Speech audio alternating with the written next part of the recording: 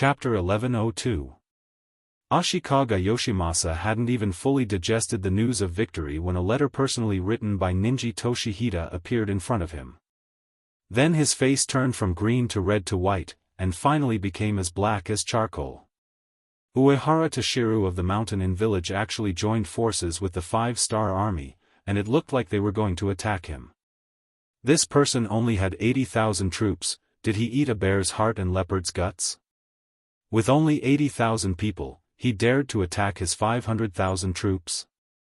General Maori regularization was in the big tent at the moment, waiting for the Supreme General's orders, and was lucky enough to see this letter. He also said with a puzzled face, "Supreme General, could Nishi Toshiru have been deceived?" Ashikaga Yoshimasa understood the meaning of Maori regularization's words and asked, "Are you saying that this news is false?" It's not that I doubt Nishi Toshiru's news, but it really doesn't make sense. Who is Uehara Toshiru? He's famous for being slippery. How could he make an enemy out of the great general for no reason? Mao Lijiang said seriously, as if he was discussing the matter. But only he knew in his heart that he didn't like Nishi Toshiru. The two of them were the Supreme General's right-hand men, and it was common for them to secretly fight. If there was a chance, of course, he wouldn't mind stepping on them. It makes sense. Ashikaga Yoshimasa, who also didn't understand, nodded lightly and said, "In this case, arrange people to go to the mountain inn village again to see Nishi Toshiru and see what's going on." Because of confidence, Ashikaga Yoshimasa never put Uehara Toshiru in his eyes, and he didn't think that he would take the initiative to attack him, so he didn't make any defensive preparations. Everything didn't change until 3 days later. In the main tent, Ashikaga Yoshimasa summoned his generals and daimyos, and was discussing how to send troops to Echigo Prefecture and how to kill Flatwell Field. Suddenly, a scout came into the tent with a panicked face. He knelt on the ground with an ugly face and handed over a letter in his hand. When the scout rushed into the tent, Ashikaga Yoshimasa felt that something was wrong. When he took the letter and read it, he only felt that his vision turned black. He forced himself to stand up and slammed the desk in front of him and said, "Baka. Uehara Toshiru, 5-star army, damn it." This roar also startled the other generals. Maori regularization was the first to react, took the letter on the desk and read it, then his face turned ugly and said, clenching his fists and said, "Supreme General, didn't you say that Matsumoto Kazuma is dead? How could he stand up and accuse us?" Throwing Maori regularization a supercilious look, Ashikaga Yoshimasa didn't know what was going on. It was just that the matter had already happened, and it was no longer the time to worry about this problem. The most important thing was how to deal with the current complicated situation. The letter had already said that the 5-star army was attacking Ping and Beijing, and they used powerful firearms. The city couldn't hold on any longer. Also, Uehara Toshiru had sent troops along the edge of Ping and Beijing to Echigo Prefecture. Fortunately, when he received Nishi Toshiru's letter, he sent someone to remind the troops guarding there, so when they were attacked, they didn't have the power to fight back. But after all, they didn't make a sufficient plan, so they might be able to hold on for a while, but it became a fact that they couldn't hold on. Ashikaga Yoshimasa didn't expect that the situation that seemed to be favorable to him would suddenly change so much. His face became quite ugly. After a while, he forcibly suppressed his anger and began to analyze the situation rationally. "I'm afraid that Ping and Beijing won't be able to hold on. Since that's the case, immediately arrange for Fukada Tani to stay there, and let him save his strength and retreat first. As for Uehara Toshiru, I'll leave it to General Maori. I'll give you 100,000 troops. Do you have the confidence to defeat him?" Ashikaga Yoshimasa didn't give up and continued to move forward. He wanted to capture Echigo Prefecture and completely defeat the Flatwell Field. In his eyes, the other forces in the country were nothing to be afraid of. Only this person was proficient in both the pen and the sword. If he didn't get rid of him, he would be a big problem in his heart. "Yes, General, please rest assured, this subordinate will definitely complete the task." Leading an army of 100,000 troops, Mari Regularization's eyes were full of excitement and excitement. Good, the other plans remain unchanged. The main force of the army will continue to move to Ekigo Prefecture. The others will do what they should do. In short, this is the Japanese Empire, we won't lose.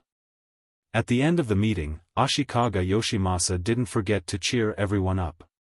At this time, his eyes also showed a sense of determination, but also a sense of resentment. This time, he was schemed against by the 5-star army and Uehara Toshiro. He will remember this hatred, and one day he will get his revenge. Ping and Beijing outskirts. At this moment, it has all become the territory of the 5-star army. When Yang Chendong's order was issued, the 4th Division and the 7th Army, who had been waiting here for a long time, launched a fierce attack on the Japanese army outside Ping and Beijing with 100mm mortars. The cannonballs that fell from the sky caught the neon troops who were guarding there off guard. Fukada Tani, who was in charge of the defense of Ping and Beijing, felt great pressure in the situation where he couldn't even see where the enemy was. After half an hour of continuous artillery fire, they basically destroyed the anti-cavalry weapons, and even the formation of the army was in chaos. The soldiers didn't know their generals, and the generals didn't know their soldiers. At this time, there was a huge tremor on the ground, and the cavalry of the 5-star army began to attack. With the 1st Cavalry Division in the lead and the cavalry of the new 3 armies as support, there were more than 40,000 people in total. Looking from afar, it was as if a black tornado was rushing over, pressuring toward them. This horrifying scene in the eyes of Daimyo Fukadaya, he could not help but tremble all over. He had long heard that the cavalry of the 5-star army was very powerful, and that they could compete with the people on horseback, the descendants of the Mongolians, and the grassland cavalry, or even more powerful. For this reason, Fukada Tani not only prepared a lot of anti-cavalry stakes, but also enough bows and arrows. He wanted to give this cavalry a head-on attack and let them know how powerful he was. But now, when he really faced the cavalry of the 5-star army, he knew that the rumors were true.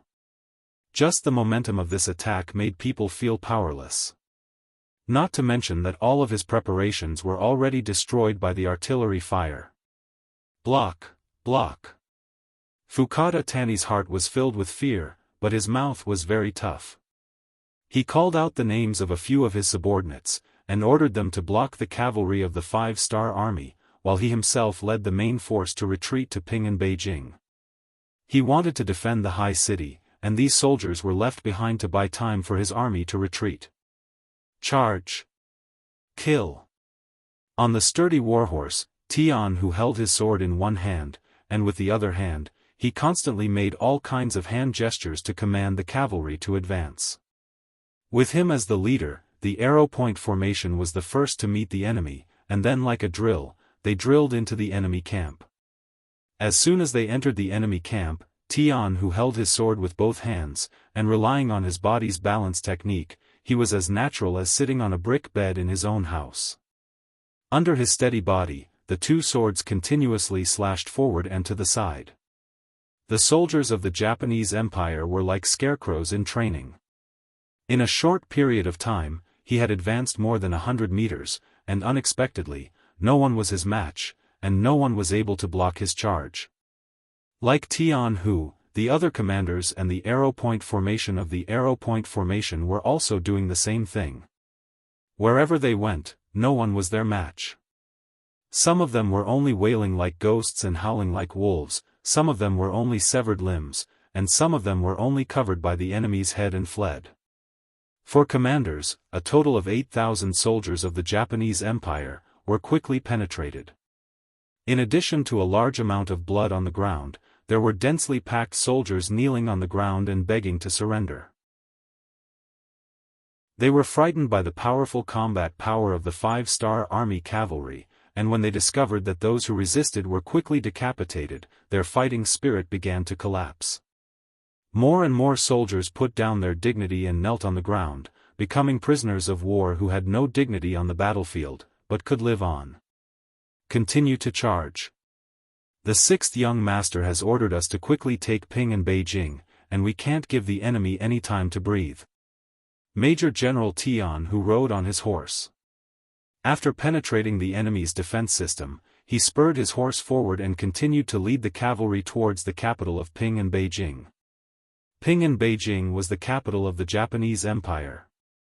Although it was far less majestic than some of the cities in the Great Ming Dynasty because of its conditions, it still had its own unique characteristics.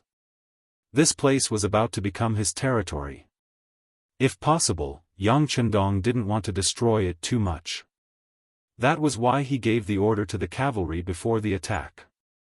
It would be best if they could storm into the city with lightning speed, but if they couldn't, they were to retreat first and leave everything to the 4th Division and the 7th Army's 2 firearms divisions. Yang Chendong had given him hope, so Tian, who naturally had to follow the best goal. Before the battle had even begun, he had already called over the 5 captains under him and expressed his stance. We are the 1st Cavalry Division, the most powerful existence in the 5-star army. Now is the time to prove ourselves. Do you all have the confidence to complete the mission? Yes. The 5 commanders all stood in the most standard military posture and replied. This was the reason why they were in front of them. They were completely unsatisfied with defeating the Japanese army and occupying the periphery of Ping and Beijing. Their goal was to storm into the city and make a great contribution. In the rear, Ling Daqiang, the commander of the 4th Division, and Tian Su, the commander of the 7th Army, used binoculars to watch the 1st Cavalry Division continuously advance forward. When they put down the binoculars, the 2 commanders rubbed their eyes and revealed an incredulous expression. At this moment, their inner thoughts were extremely unified. The 1st Cavalry Division was the 1st Division, and they were worthy of this name. They were like madmen on the battlefield, invincible. They actually did as the 6th young master said and were about to storm into Ping and Beijing without the support of their artillery. Chapter 1103. The time to sigh was very short. The changes on the battlefield were often abnormal, so it was impossible to give the commander more time to think. All soldiers, listen to my order. Run and keep up. Charge into Ping and Beijing and occupy the capital of Hainan. Charge into Ping and Beijing and occupy the capital of Hainan. The 2 division commanders couldn't let Tian who take all the credit. They also wanted a share of the pie. Thus, they broke their original plan of waiting and watching. They began to speed up and run forward. The new army commander Su he also had the same idea. He was once a general of the Tatar tribe, and had competed with Tian Hu for the position of commander of the 1st Cavalry Division. Seeing that his brother's cavalry didn't stay on the battlefield and continued to charge forward, he gritted his teeth and said, 4th Cavalry Division, stay behind and clean up the battlefield. The other 3 divisions, follow me and charge forward. Charge! The original plan of fighting steadily was completely changed. Under the leadership of Major General Tian Hu, tens of thousands of 5-star army soldiers gave up on the steady rhythm and changed to charging forward. It seemed like they wouldn't stop until they entered Ping and Beijing. This made Fukada Tani, who was leading his troops to retreat, suffer. After running for a while, he arrived at Ping and Beijing. When he turned around, he saw that the 5-star army cavalry was less than 5 or 6 miles away from him. He immediately lost his mind. How dare you? Pointing angrily at the 1st Cavalry Division that was hot on his heels, Shen Tianya really wanted to reprimand them, and even more wanted to warn them that the capital of Peace City had solid walls. It was not a place where they could behave atrociously. Fukada Daimyo, let's enter the city first. Some of his subordinates saw that Fukada Tani was so angry that his face turned red. Although they were surprised by the arrogance of the 5-star army cavalry, they knew that they would only be safe if they entered the city. Shouting like this now was useless. All right, let's enter the city and order the soldiers to shoot arrows up the city walls. I would like to see if these cavalry can still fly up when faced with the solid city gates and city walls. Fukada Tani suppressed the anger in his heart. After saying this to his subordinates, he turned around and entered Ping and Beijing. After that, the city gate closed from the inside, completely closing when the 1st Cavalry Division was about 700 to 800 meters away. Once the city gates were closed, it was as if all dangers were isolated from the outside world. The Japanese army soldiers inside the gate let out a long sigh of relief. At the same time, more people rushed towards the two sides of the passage. They wanted to rush up the tower and use their bows and arrows to return fire. They wanted to let these arrogant 5-star army cavalry know the consequences of angering them. Major General Tianhu, who was charging forward with all his strength, watched as the south gate of Ping and Beijing was closed. His expression did not change at all. Since he wanted to attack Ping and Beijing in one go, he naturally made sufficient preparations before doing so. "Where is the 1st Regiment commander?" Tianhu slowed down the speed of his warhorse and turned around to ask. "Commander, I'm here," Temu answered loudly from dozens of meters behind him on the left. As the tip of another arrow, he had been following behind Tianhu the whole time, never leaving or abandoning him. When he saw Temu and realized that he was very close to him, Tianhu's original serious expression changed. He laughed loudly and said, "Very good, 1st Regiment commander. I'll leave the rest to you. Whether or not you can obtain the first merit will depend on your performance.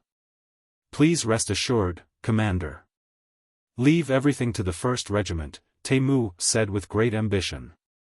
Temu said with great ambition. Then, he suddenly tore open his jacket, revealing 4 black-headed, wooden-handled grenades. Temu was not the only one who did this. His entire team of about 30 people tore open their coats, revealing the tightly wrapped grenades. Their faces were filled with bloodthirsty murderous intent. This was a group of lunatics. They actually strapped grenades to their bodies during a battle. If there were any sparks or if the fuse was accidentally triggered, wouldn't there be a huge accident? But it had to be said that although they were crazy, they had succeeded. At least they had not encountered any accidents when they reached this place. And it was because of their risk that they now had the opportunity to break through the city gate. Temu and the other 30 people were making preparations. Tianhu was not idle either. He rode his horse to the south gate of Ping and Beijing. He put away his dual swords and picked up his strong bow. He aimed at the top of the city gate tower and was ready to shoot at any time. Almost as soon as Tianhu and his cavalrymen knocked their bows and arrows, many small heads of the Japanese army popped out from the city gate tower. They also had their bows and arrows ready and were looking down, ready to shoot their targets. As soon as they popped their heads out, both sides looked at each other and saw clearly. Tianhu's voice was then heard. "Release the arrows. Don't let them interfere with the 1st Regiment commander and the others." Swoosh swoosh swoosh, swoosh swoosh swoosh, the sound of arrows piercing through the air was incessant. The sharp arrows were shot directly at the Japanese army soldiers who had popped their heads out. In a moment of carelessness, dozens of Japanese army soldiers were shot. Some of them collapsed to the ground, while others fell from the tall city gate tower. This scene also frightened the other Japanese army soldiers. They quickly shrank back, trying to stay alive like turtles. Fukada Tani, who had just arrived at the city gate tower, saw this scene. He immediately shouted angrily, "What are you afraid of? We have the high ground and we have the city gate as our defense. They should be the ones who are worried. Everyone, return fire immediately. Return fire." Under the command of their general, the soldiers finally had a backbone. They were no longer as scared as before and could finally organize a decent counterattack. With the advantage of having the high ground, they caused a lot of trouble for the soldiers of the 1st Cavalry Division. They didn't have as many soldiers as the other side, and the terrain wasn't favorable to them. If it were any other army, they wouldn't take the risk to fight this battle. Even in front of the 1st Cavalry Division, Tian, whose expression was still cold. He immediately ordered the soldiers to take out their shields. 2 people in a group. 1 person with a bow and the other with a shield. We must create an opportunity for the 1st Regiment commander and the others to blow open the city gate. Tian, whose voice was very calm. It was obvious that this wasn't a temporary idea. In fact, the 1st Cavalry Division had also undergone such training in the past. It was to prevent such a situation from happening. The preparation came in handy. 2 soldiers formed a group. 1 person held a shield to protect himself and his comrades, while the other person held a bow to look for an opportunity to counterattack. Arrows fell like rain. There were nearly 10,000 Japanese Empire soldiers on the top of the southern city gate of Ping and Beijing. Even if each of them released an arrow, the momentum was enough to frighten people. Once the arrows fell from the sky and hit the cavalry below, it was like a torrential downpour. It was said that a chaotic fist could kill a master.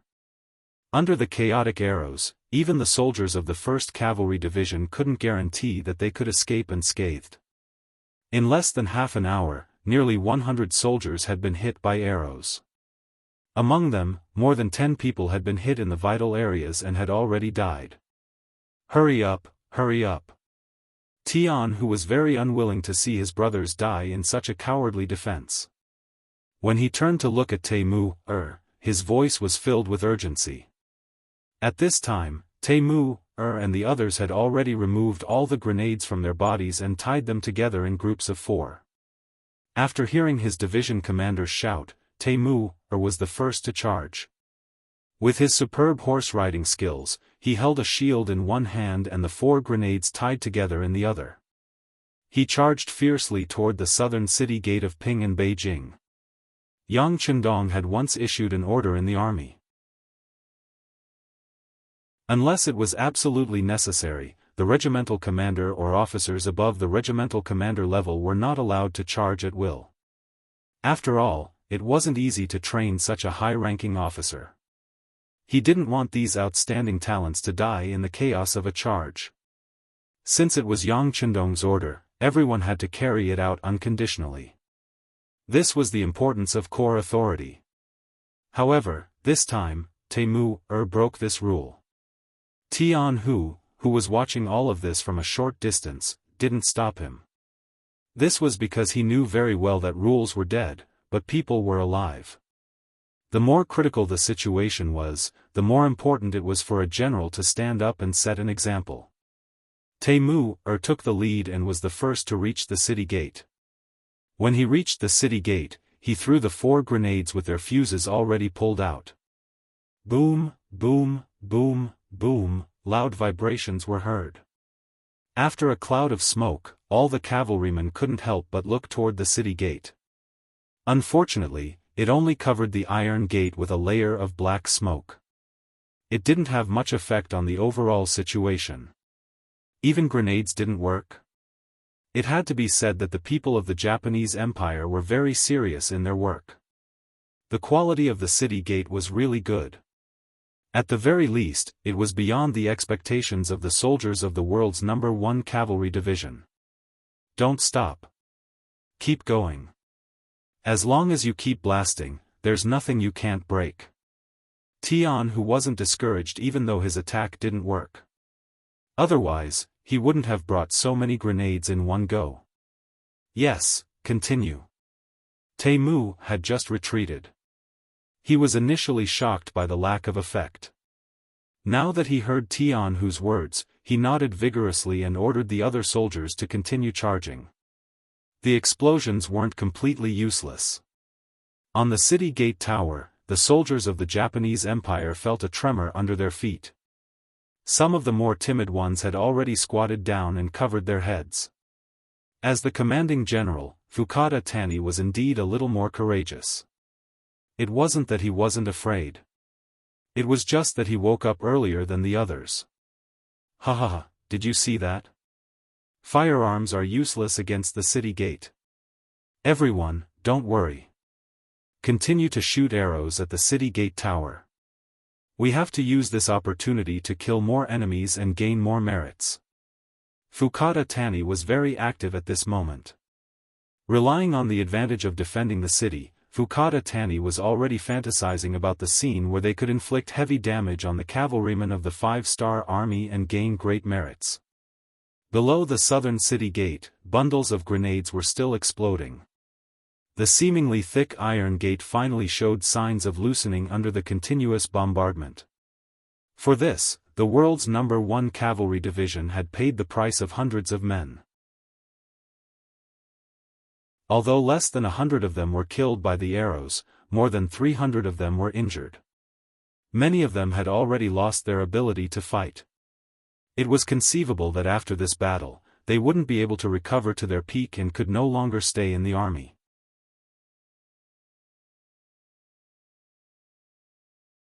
Chapter 1104.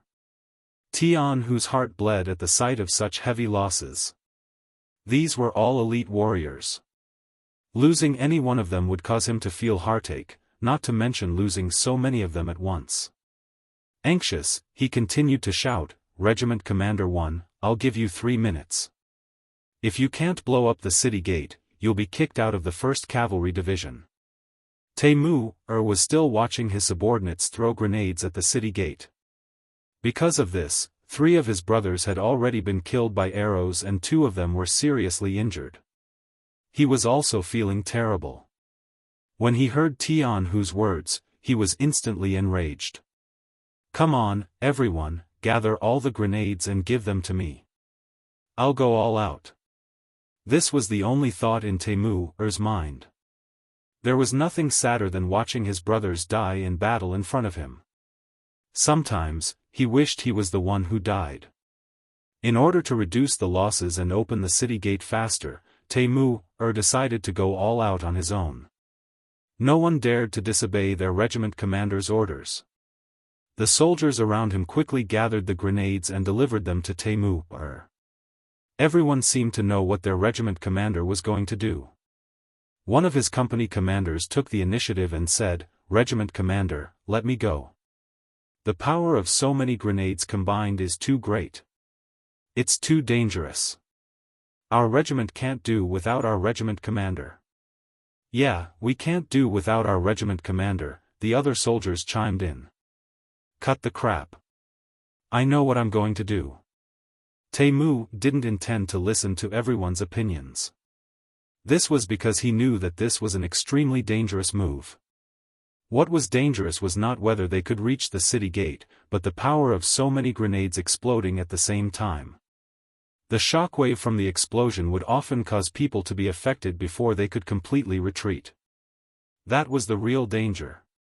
But so what if he knew it was dangerous? He was the regiment commander and enjoyed more glory than anyone else. When there was danger, he should naturally be the one to face it. Only then would he be worthy of everything he was enjoying now. With a cold expression, Temu-er quickly tied all the grenades together. Looking at the bag of fire that was the size of a bag of explosives, he let out a silly laugh. He didn't believe that the city gate would be able to withstand such powerful explosives. "Everyone, back off. Back off some more." Temu weighed the explosive's power and realized that it could barely be held with one hand. Then, he began to prepare to charge. Everyone retreated reluctantly and unwillingly. This was the military rule of the 5-star army. Once the commanding officer gave an order, the soldiers under him had to obey. It was this iron discipline that allowed them to fight well and win every battle. Let's go." Temu removed the bow, shield, and 2 sabers from his horse. He wanted to go into battle light and maintain his fastest speed and best condition. After doing all this, he shouted boldly and galloped toward the city gate. The commotion here attracted the attention of the division commander, Tianhu. When he saw Temu-er rushing down the city gate tower alone on his horse, he couldn't help but cry out in alarm. F***CK, Regiment Commander 1, come back. Temu-er, who was already halfway out, couldn't carry out any military orders now. As the saying went, there was no turning back. If he stopped now, he would only suffer greater losses. Seeing Mu rush toward the city gate without hesitation, Jianghu, who usually didn't show his emotions on his face, had tears in his eyes. "Brother, I wish you good luck. Everyone else, quickly retreat. Retreat." Knowing the power of so many grenades combined, Jianghu gave the order for the cavalry to retreat. Below the city gate tower, many Japanese Empire soldiers saw Mu galloping toward them on horseback. Although they didn't know what he was going to do, they instinctively aimed their arrows at him. In a short period of time, Mu was hit by 2 arrows. Fortunately, he was very experienced and managed to avoid the fatal blow. The 2 arrows only caused minor injuries to him. "Grandsons, have a taste of the gifts Grandpa has prepared for you." Ha ha ha. Mu who had arrived at the city gate, pulled out a set of grenades with his left hand and threw them down the city gate. Then, he pounced toward a puddle of water below the city gate tower. With such great power, he wouldn't even have the chance to retreat. Not to mention, there were so many Japanese Empire soldiers eyeing him from the city gate tower. Mu didn't plan to go back. Instead, he threw himself into the puddle of water, gambling on his luck. Just as Mu's figure plunged into the puddle of water, a loud bang was heard. At this moment, the ground was shaking violently. Even the Japanese army soldiers on the city gate tower felt like they were losing their balance. Jianghu and the others, who were a few hundred meters away from the city gate, were better off. After all, they had already mentally prepared themselves. However, after hearing the loud bang and not seeing Mu running back, Jianghu couldn't help but feel his eyes turn red. "Brothers, the city gate has been blown open. Our 1st Regiment commander paid the price with his life. Everyone, listen to my orders. Charge, kill. Kill, kill, kill." Influenced by Mu the eyes of the other soldiers also turned red. Then, under the command of their division commander, all of them rushed toward the south gate that had been blown open by the powerful grenades. Right now, they only had one thought in mind: to avenge their 1st Regiment commander and wipe out the Japanese army. With the city gate broken, the cavalry of the 5-star army rushed into the city. Fukada Tani, who had a smug look on his face, turned gloomy. Very quickly, it turned into fear. He knew that they were done for this time. Although there weren't many cavalrymen, the morale of the troops was in chaos. They couldn't put up any effective resistance at all. "General, let's retreat." 2 soldiers walked up to Fukada Tani anxiously and helped him up. Then, they quickly ran down the city gate tower. After the 1st Cavalry Division entered the city, their advantage began to increase. With the help of the war horses, wherever they went, the Japanese army was slaughtered until they were wailing like ghosts and howling like wolves. At the same time, because the 1st Cavalry Division's movements were too fast, a lot of the Japanese army's supplies were left behind. When Jianghu saw the mountain of rations and equipment under the escort of a group of soldiers, a smile finally appeared on this major general's face. What made him even happier was that the 1st Regiment of soldiers found Mu at the bottom of the city gate tower. He had cleverly jumped into the ditch and managed to survive with the protection of the water. However, the power of the explosion was too strong, and he was knocked unconscious. At the same time, his armor was torn, and his back was covered in wounds. Mu is still alive. That's great. Gather the best medical officers in the division immediately. We must preserve the life of the 1st Regiment commander. Our world's #1 Cavalry Division cannot be without him. Jianghu was naturally overjoyed as he spoke. Then, he couldn't stop laughing foolishly. After the 1st Cavalry Division entered the city, they first guarded some important places in the city. In the end, because of the lack of manpower, they did not chase after Fukada Tani and the rest of the Japanese army who had escaped. More than 2 hours later, the new army also entered the city, and the situation in the city was completely stabilized. At this point, it could be announced that Ping and Beijing had completely fallen into the hands of the five-star army.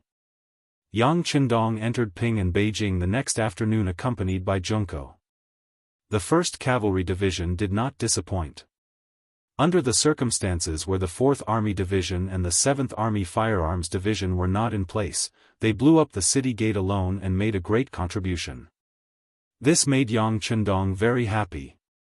He first went to the temporary hospital to visit Temu, who had already been treated and had woken up. From the military doctor, he learned that Temu only had a back injury and that it was not a serious problem. After resting for a few days, he could continue to fight. Yang Qindong was even more happy. In the temporary hospital, in front of everyone, he recorded Temu's first-class merit and at the same time, awarded him a Medal of Bravery. This was the first time the Medal of Bravery was presented to the public. In the past, people had only heard of it, but no one had ever seen it, let alone received this honor. In the midst of everyone's envy, Temu received the Medal of Bravery. His entire body was grinning from ear to ear. At this moment, he enjoyed everyone's congratulations and blessings, but he also enjoyed all the envy and jealousy. Major General Tian, who was also one of them. He had also dreamed of receiving this Medal of Bravery one day. This was the only way to prove his strength. However, this time, not only did he not receive it, but he was also reprimanded by Yang Qindong. Didn't I say that regimental officers can't casually charge with the army? You, on the other hand, directly let the regiment commander take the risk. Fortunately, nothing happened to Temu. Otherwise, I would definitely punish you. After there was no one else around, Yang Qindong's face turned cold as he reprimanded Tianhu. Teacher, I was wrong.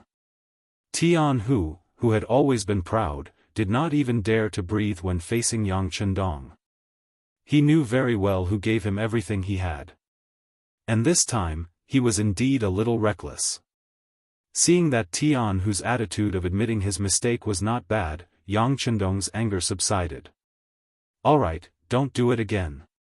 Also, you guys have worked hard this time. When you go back, look for Beta Persei. He will prepare enough wine and meat for you to celebrate. Ah. Okay. When he heard that there was a celebration, Tianhu chuckled. At this moment, he was no different from a child who had received candy. This was all because this celebration was arranged by his teacher for the 1st Cavalry Division. This was enough to prove that their division's performance in this operation was the best, and the best. Just as Tianhu thought, once the news that the 1st Cavalry Division was allowed to hold a celebration by Yang Qindong spread, it attracted the envy and jealousy of the other divisions.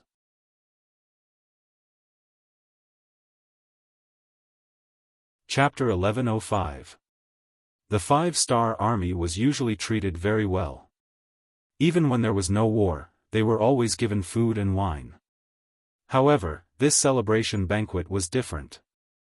The 6th young master had given them special permission. This proved the importance of the 1st Cavalry Division. We have to perform well. Next time, we can't let the world's 1st Cavalry Division get all the glory. Su He, the commander of the new 3rd Army, called over a few of his division commanders and said with high fighting spirit. That's right. As long as we work hard, the new army will definitely be the one celebrating next time, said the division commanders in unison. The same scene was happening in the other units as well. Even the 4th and 7th divisions of the Lu army were not spared from this. The cold front represented the most elite troops. However, ever since the 1st Cavalry Division appeared, they had lost a lot of their limelight. Because of this, the division commanders of the 4th Division and 7th Division were very depressed. They secretly decided that they would perform better in the next battle. They wanted to prove to the world that the cold front was still the cold front. They were still the most powerful existence. An army's morale, equipment, and combat power were the comprehensive criteria to determine whether an army was strong or not. Everyone had their own thoughts. How to unify these people's thoughts and unleash double the power of an army was something the commander had to consider. If the commander was good, it was very likely that 10,000 people could unleash the combat power of 20,000 or even more. On the other hand, if the commander was not good, the 10,000 people might not even be able to unleash half of their combat power. A single celebration banquet was enough to ignite the fighting spirit of all the troops. This was the embodiment of Yang Chendong's talent in commanding. In particular, Temu, receiving the first hero's medal, had greatly stimulated the others. Temu used to be a Manchu. He was promoted to the Han race because of his outstanding performance. He had received the first warrior's medal, which was more representative. It showed that the sixth young master treated everyone equally. At the same time, it also encouraged more people. They believed that as long as they did not care about their background, they would also have a better performance and receive more honor through hard work. The appearance of the celebration banquet and the warrior medal had already excited the soldiers of the 5-star army stationed in Ping and Beijing. They couldn't wait to fight on the battlefield. They needed a better opportunity and platform to perform. Yang Chendong didn't seem to care about all this. At this moment, he was accompanying Princess Junko in the imperial palace in Ping and Beijing. When he returned to this place again, the environment had not changed much, but his companions had indeed changed.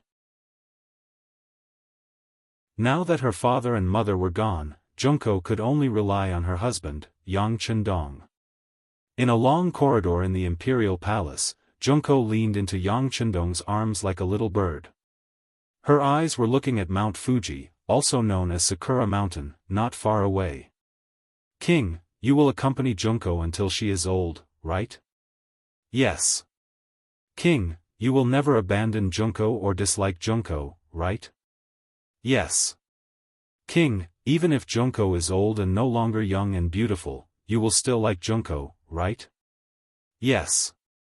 King, yes. Uehara Toda, who was on his way to the Northern Land Road from the Shanin Road, received the news that the 5-star army had conquered Ping and Beijing. So fast. When he received the news, Uehara Toda was resting in a temporary tent, and then his face showed a shocked expression. He thought that with the strength of the 5-star army, conquering Ping and Beijing with only 30,000 people was just a matter of time, but he did not expect it to be so fast. From the beginning to the end of the attack, it was less than 2 days. Did the seemingly well-defended Japanese Empire's Kyoto fall just like that? He did not know whether he should be lamenting the incompetence of the Supreme General's subordinates, or the 5-star army was too powerful. But no matter what the result was, Uehara Toda knew that he should speed up. He wanted to take advantage of the fact that the Supreme General was heavily injured to fight back.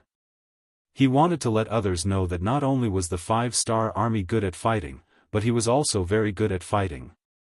Pass down the order, don't rest, immediately speed up the march, reach Ekizan Prefecture as soon as possible, and stab Ashikaga Yoshimasa in the ass. Uehara Toda was stimulated and finally decided to speed up the march. He, who was eager to make a contribution, did not know that there was a big ambush waiting for him in front. Ruan narrow area, adjacent to the Shanin Road's Danho Prefecture, is the gateway to the Northern Land Road. Uehara Toda suddenly appeared with 70,000 soldiers, and it seemed to have caught the enemy off guard. After resisting for a while, the Supreme General's army began to retreat, giving up the entire Ruan narrow area, and Uehara Toda won the first battle. After winning the first battle, Uehara Toda's morale quickly swelled, and he continued to send his troops to Etsu Prefecture. In his opinion, the Supreme Generalissimo should be focused on dealing with Hirai Ueda, and he would not have time to deal with him. This was his chance. Ekizan Prefecture, one of the largest prefectures in the Northern Land Road. Here, the Maori regularization led 100,000 Japanese army to wait for the arrival of Uehara Toda. In order to lure this opponent to appear faster, the Japanese army in Ruan narrow area took the initiative to retreat. All of this was also the order of the Maori regularization. The purpose was to make the opponent proud and arrogant, and then when the opponent was the most complacent and the defense was the most lax, they would give a heavy blow, proving to the Japanese Empire that the Supreme General's army was still the most capable. Dashi River is the burial ground that the Maori regularization prepared for Uehara Toda's 70,000 soldiers. This is a river that was brought inland by the sea. In the beginning, it was used to irrigate the farmland. Later, after the passage of time, it became a large river that was 17 or 18 meters wide. It meandered along the side of the road, like a long dragon entrenched in this area. The Maori regularization set the attack site here after serious consideration. With the river as the base, once the battle starts, the existence of Dashi River will become an excellent cover, allowing him to launch all kinds of attacks as he pleases. The Dashi River was blocked by a dense forest. It was precisely because of the existence of this forest that soil erosion was prevented, which prevented the river from continuing to expand. The Maori regularization's backup plan was placed in this dense forest. After the Supreme General gave the task, the Maori regularization began to prepare. First, he arranged for people to speed up the construction of the catapults. He doesn't need to attack too far away, as long as the catapults can hit more than 40 meters away, that is, 120 meters away. At that time, he is confident that the enemy can only defend and not attack. The requirements are not high, and he has the full support of the Supreme General, and the construction is in the dense forest, so he can use the nearby materials. 300 small catapults were quickly built, and after experiments, it was confirmed that the catapults can hit more than 50 meters to 100 meters. The Maori regularization was already very satisfied. 10,000 soldiers were left in the dense forest, and an average of 30 people were left in front of each catapult. It was enough. Mao Lijiang brought the rest of the 90,000 soldiers to the other side of Dazahi, hiding in the uneven terrain about 5 miles away from Dazahi. Now, what he has to do is wait for the fish to take the bait.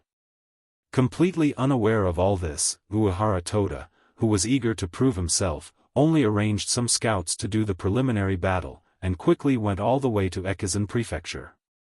When those scouts passed by one side of the Daji River, they didn't stop there. Because such a wide river was the safest place. Nobody could make use of such a terrain to set an ambush. However, they ignored the dense woods behind the river. After 6 days of preparation, Uehara Toda appeared, and together with him, there was a vast army of 70,000 soldiers walking on the official road, and looking from afar, there was no end to it. However, for many people, this would be the last time they would walk on this land because it wouldn't be long before they would meet the King of Hell and become a soul without a physical body, or even a pile of bones without a soul. Perhaps the shinobi wanted to destroy Uehara Toda, but in the afternoon, he ordered the army to stop and camp and stop at the side of Dashi River. Maybe he thought that resting by the river would be safe and solve the problem of the army's water source. When the Maori regularization, who was already prepared to attack, heard this news, he almost jumped up in excitement. In the end, he suppressed his excitement and decided to change the time of the battle.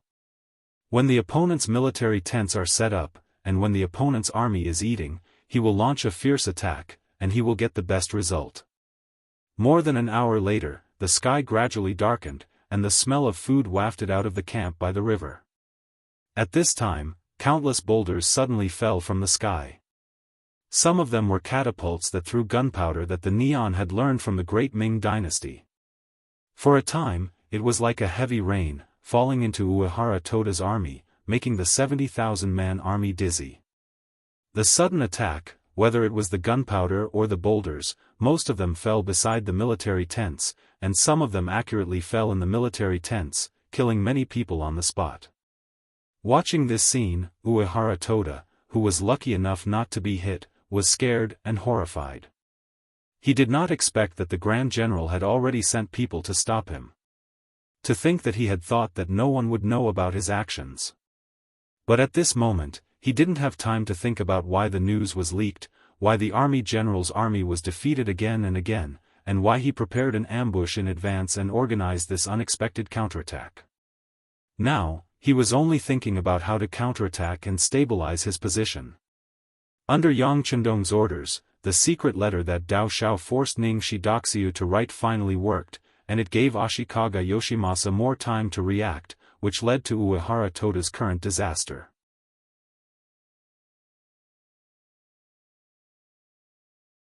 Chapter 1106.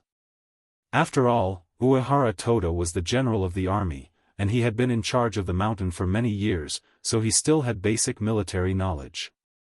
Through the trajectory of the falling boulders, he quickly locked the location of the attack behind the dense forest. He immediately ordered people to try to shoot arrows into the dense forest, wanting to reverse the situation in one fell swoop. Maori regularization was already prepared for this. With the dense forest as a defense, ordinary arrows couldn't shoot in at all, not to mention that the ambush team was already far away from the range of the arrows. On the other hand, the catapults were launched from a distance and could ignore the dense forest. This created an overwhelming advantage. They could only take a beating and not hit anyone. After an hour of attack, who knows how many explosives and boulders fell in the encampment, who knows how many people were killed and injured. Finally, the attack slowed down, and the materials that had been prepared for several days were about to be used up. The main character, Mao Lizheng, appeared. As early as half an hour ago, he actually started the operation, but because of the distance, he always needed time to close the distance between the two sides. When they could finally see Uehara Toda's army camp, it happened to be when the catapults stopped working. Then, under Maori regularization's order, the 90,000 troops were like a swarm of wasps, densely packed and overwhelming. If the army wasn't in chaos, 70,000 people would have the power to fight 90,000 people. On the contrary, Uehara Toda, who was defending, might have a certain advantage. But now, the army was scattered, and the casualties were heavy. Under the chaos of the army, how could they organize a decent counterattack? Seeing the dense enemy rushing over, the army's morale quickly collapsed. The 70,000 troops didn't even have the chance to organize a decent resistance, and they were scattered by the flow of soldiers coming from afar. The army was defeated like a landslide. At this moment, only such words could be used to describe it. Faced with the sudden arrival of Maori regularization's 90,000 troops, it was like a divine army descending from the sky.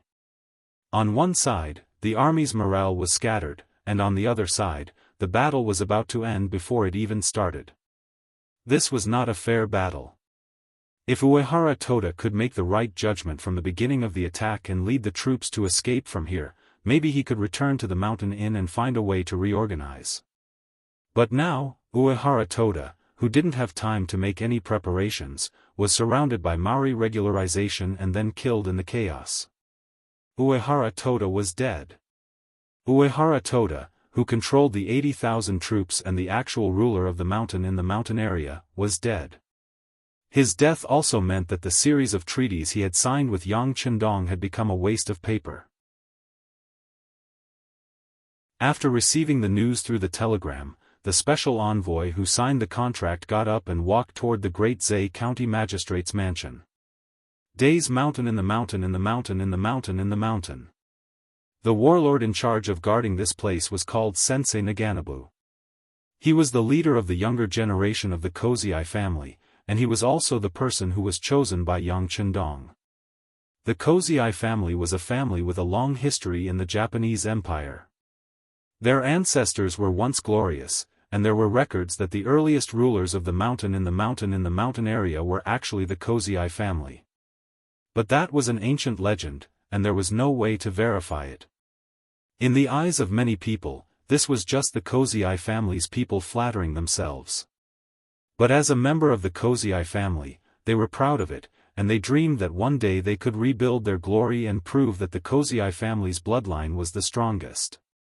Dreams were beautiful, but reality was cruel. In the chaotic Japanese Empire, the warlords were everywhere, and the Kozai family who retreated to the Days Mountain only had a 10,000-man army. This 10,000-man army was already the most powerful existence in the Days Mountain, but compared to the other warlords nearby, it seemed so weak. Not to mention facing the hundreds of thousands of troops of the great general Ashikaga Yoshimasa, even facing the actual ruler of the mountain in the mountain in the mountain in the mountain, the 10,000-man army in their hands was simply not enough. Since the time was not ripe, they could only continue to lie low and wait for the opportunity to rise. Opportunities were always prepared for those who were prepared. Guan Xing came to the door. The two sides had been in contact before, and the Kozai family accepted him as the special envoy of the 5-star army. This time, he directly appeared in front of Sensei Naganobu. There's news from the front lines. Uehara Toda was ambushed by the Maori regularization and died in the battle.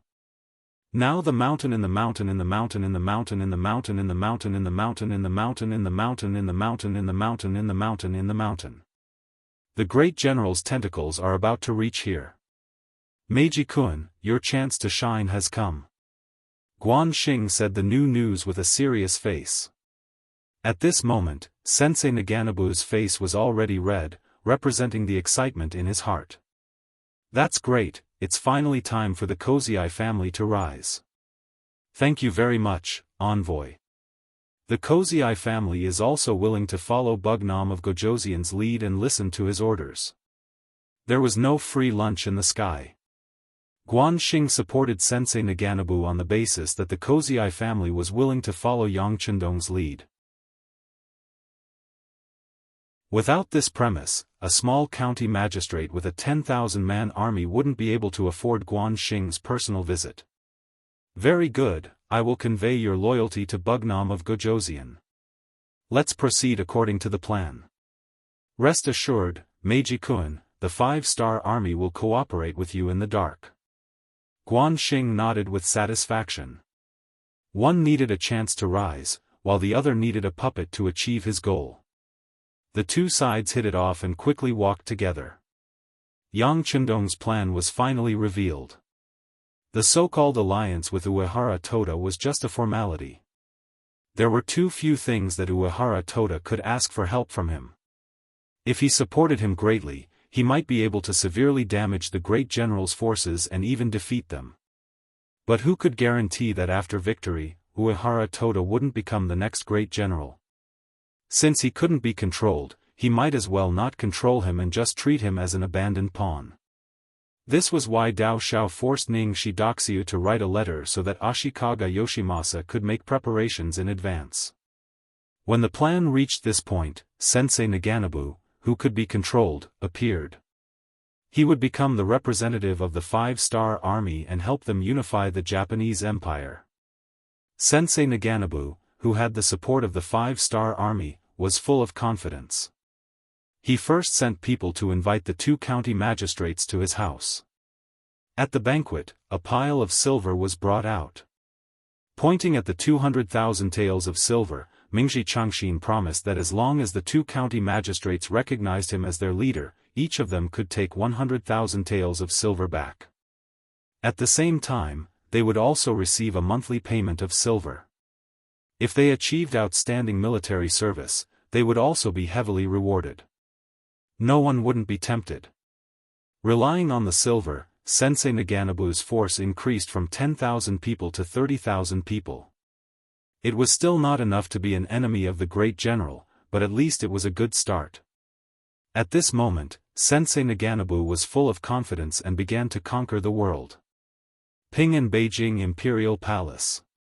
This place had become the place where Yang Chendong's camp was located. The side hall, which was originally used to receive ministers, had been changed into a military conference room. A large sand table had been placed on the table. If one looked carefully, they would find that the Nanhai Road of Neon was marked on it. They had already occupied Ping and Beijing, Zakato, and Shanyo-do. Now that Shanyo-do had the Masayoshi family as their representative, the 5-star army's progress after entering the Japanese Empire could be said to be smooth. Considering the lack of military strength, Yang Chendong decided to stop expanding on land and set his sights on the sea. As the Japanese Empire's largest naval base, Nankato would be his next main target. In the conference room, Yang Chendong's eyes casually fell on the commander of the C-4th Division, Ding Yan, and said, "Tell me about the situation." "Yes, 6th young master." Ding Yan stood up, then picked up a wooden stick that had been placed earlier. He pointed to the sand table and said, "Everyone, please take a look. Nanhai Road is surrounded by water on all sides and the sea on the east side. It has become an independent existence separate from the entire Neon land. Especially GE Prefecture, which belongs to this area. It is located to the south of Ping and Beijing and can be a threat to us at any time. It really makes people restless. Nankato is also the base of the Japanese Empire's naval forces because of its unique geography.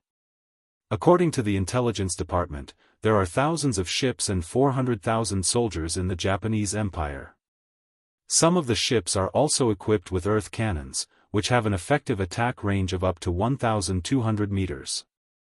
Although it is not as good as some of the Big F countries, it is not far behind. If the distance is too far, it will also become a threat. The commander of the Japanese Empire's naval forces in Nankato is called Mr. Kuroda. He is an experienced veteran of naval warfare. At the same time, he is also a direct subordinate of Ashikaga Yoshimasa. He is highly valued by him.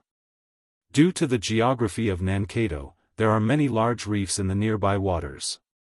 Once a large ship gets close and goes the wrong way, it is very likely to hit the bottom and sink.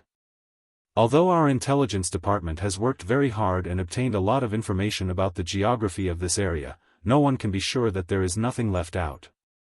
Before we have a complete understanding of the situation, I do not recommend launching a large-scale attack. Ding Yan was ordered to give a detailed explanation of the situation in Nanhai Province, including the comparison of the enemy's military strength and the comparison of the environmental conditions. Listening to this, the other officers at the meeting all had a solemn expression. Compared to the 400,000 soldiers of the Japanese army and more than 1,000 ships of various types, they still had the geographical advantage. On the 5-star army side, there were only High 4 and High 5 divisions. Together, there were only 240 ships. Even if they added the 20,000 soldiers of the Korean Navy and more than 100 ships, there were only less than 40,000 soldiers and 400 ships. With less than 40,000 soldiers against 400,000, and 400 ships against more than 1,000 ships, this battle was not going to be easy. To be more precise, they would be thankful if the Japanese Empire's navy did not attack them, let alone take the initiative to start a naval war.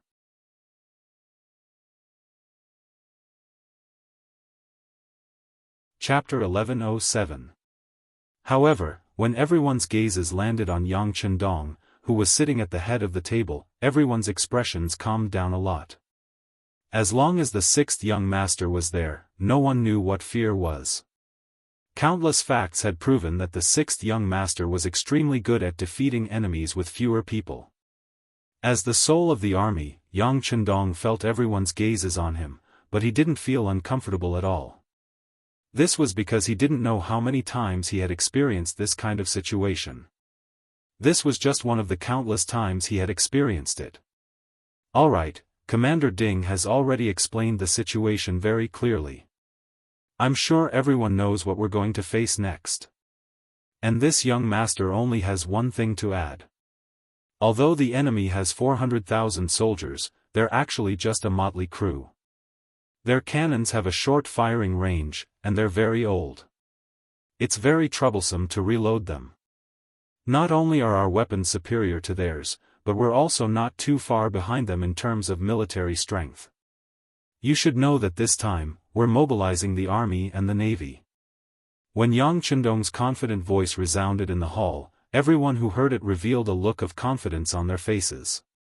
All of this was brought to them by Yang Chendong, the absolute core. As long as the 6th young master was there, they firmly believed that there wouldn't be any difficulties that could stop them. It was also this existence that led them from nothing to something, from a young age to an adult, to achieve the results they had now.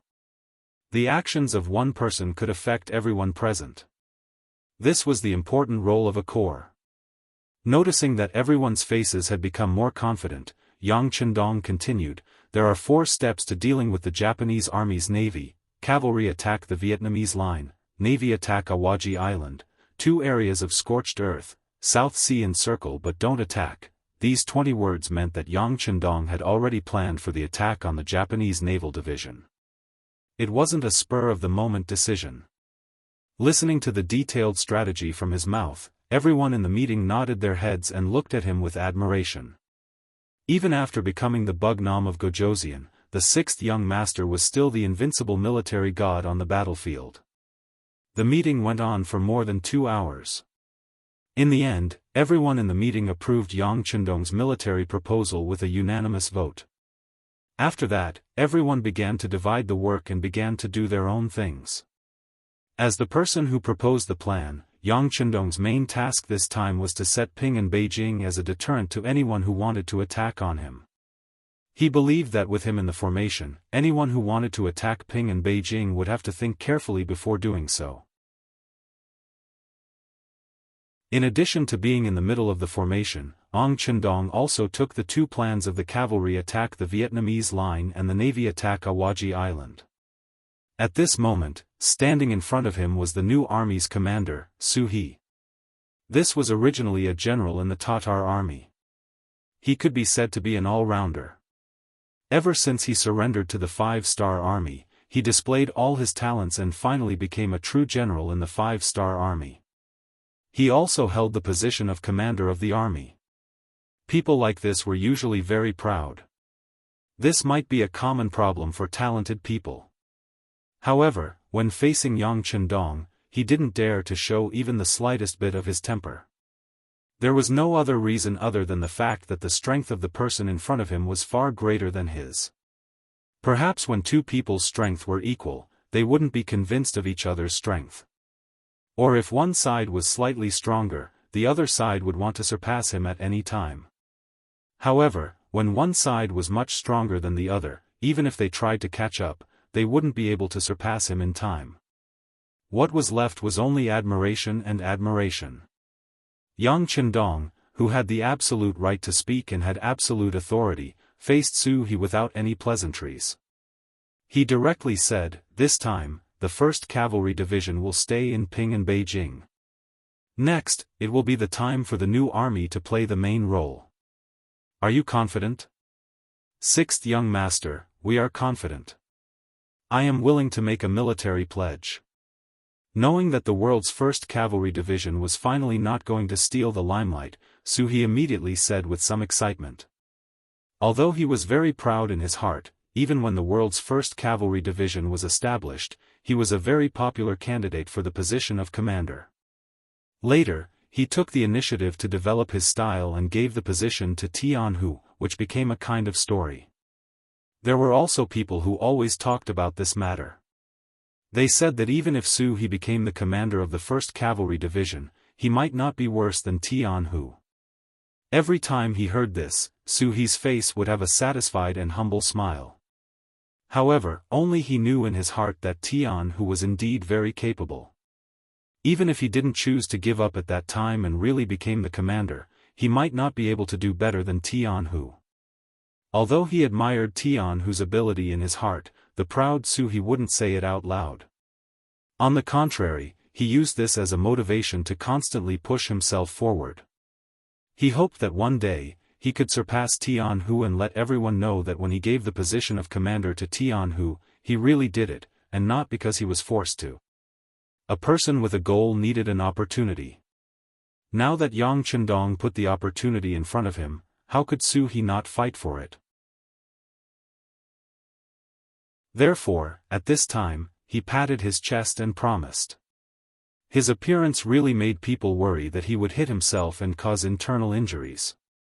"Good, it's good that you are confident," Yang Chendong timely said, stopping Su He's self-harm, and then talked about the specific matters. The so-called cavalry attack on the Vietnam line referred to the land route from Ping and Beijing to Ge County, which was part of Nanhai Province. The distance between the two sides was a bit too close. If this place was not pacified, Ping and Beijing would be attacked at any time, and long-term stability would become a joke. Ge County, which was separated from Nanhai Province, naturally became a place that had to be attacked. It also gave the new army an opportunity to perform. The investigation data from the intelligence department has been sent over. Ge County is not small, and it is only close to the bustling Ping and Beijing. It has a dense population of 800,000 civilians and 80,000 soldiers. This time, your new army will only have 40,000 soldiers from the 1st and 2nd Divisions, in addition to your new army's 3 cavalry divisions. With 60,000 soldiers against 80,000, and at the same time facing an extremely unfamiliar environment and terrain, you must mentally prepare yourself for a bitter battle. In addition, your new army will also need to send a cavalry division to help the 1st Reserve Division and the 3rd Division to attack Awaju Island. I hope that the cavalry division you send out will be an elite division, understand? As Yang Chendong said this, he didn't forget to carefully look at Su He's face. Things had to be prioritized, and people were easily swayed by emotions. Since he was going to send a cavalry division to help the 1st Reserve Division, there was a high possibility that Su He would selfishly send out the weakest division in order to complete his mission.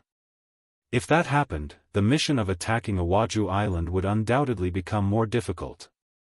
This was not something that Yang Chendong wanted to see. Where there were people, there would be internal strife. This was a principle that had never changed since ancient times. Yang Chendong did not attempt to change him. But since he had the final say here, then he definitely would not allow internal strife to affect the overall situation and affect the plan. If someone really did that, then they should just go to wherever it was cool and stay there. It was not easy to find a 3-legged toad, but there were plenty of 2-legged people. Hearing Yang Chendong's reminder, Su He immediately stood at attention and said solemnly, "6th young master, please do not worry. Su He will not let you down. The cavalry division sent to Awaju Island will definitely be the most elite." Very good. This is actually to help you complete your mission better. Because once we attack Awaju Island, the 1st Reserve Division will come back to reinforce you. At that time, it will greatly reduce the pressure on you. Do you understand? Yang Chendong nodded in satisfaction. He believed that since he had said this much, as long as Su He was not stupid, he should know how to cooperate. Su He left. The military plan was already in his heart. Next, he called a meeting with the 4 division commanders to discuss the matter of sending out troops. After he left, the 1st Reserve Division's division commander, Su Kuda, walked into the main tent with a face full of excitement and came in front of Yang Chendong. As the 1st Division commander of the 1st Reserve Division, Su Kuda knew that he was someone who was about to be put in an important position. He was the important reserve cadre that everyone was talking about. The premise was that as long as he performed well, his future would naturally not be worrying. Therefore, during his time as the division commander of the 1st Reserve Division, he scrupulously abided by his duties and only focused on his job. That was to gather the veterans who had been on the battlefield and had been tempered by the battlefield under his wing. He took care of them and trained them strictly. Considering that the 1st Reserve Division did not have any war missions and only continuously absorbed qualified and mature veterans, and continuously accommodated them, it caused the original 20,000 people of a division to reach the current 35,000 people. It was completely qualified to be called an army. Although he was called a division commander, he was indeed leading an army of soldiers. If it were any other general, they would have already become arrogant. At the very least, they would have taken the initiative to ask for money and use this to expand their influence. However, when it came to Su Kuda, he did not do that. Not only that, but he also changed from a division commander to a logistics manager. Considering that the soldiers were from various ethnic groups and regions, he did his best to care about their lives and not let them have the thought that they were excluded from the collective. It was precisely because of his correct guidance that although the composition of the 1st Reserve Division was extremely complicated, there were no incidents of infighting among the soldiers. This was already very difficult. This naturally attracted Yang Chendong's praise and attention. Since he was a useful talent, Yang Chendong naturally would not let his own hands be covered in dust. This time, he called Su Kude over to assign him an important military mission. Good steel could not always be polished. It had to be unsheathed to see blood.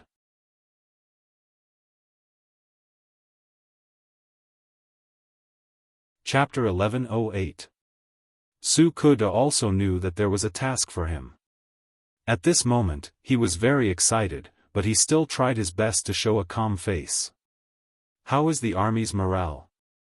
As soon as they met, Yang Chendong did not immediately give him a task, but was concerned about the army's morale. Replying to the 6th young master, there is no problem at all. All the soldiers are people who have experienced life and death on the battlefield, and now they are eager to achieve more merits. Su Kude answered truthfully. Yang Chendong nodded lightly. The composition of your 1st Reserve Division is complicated.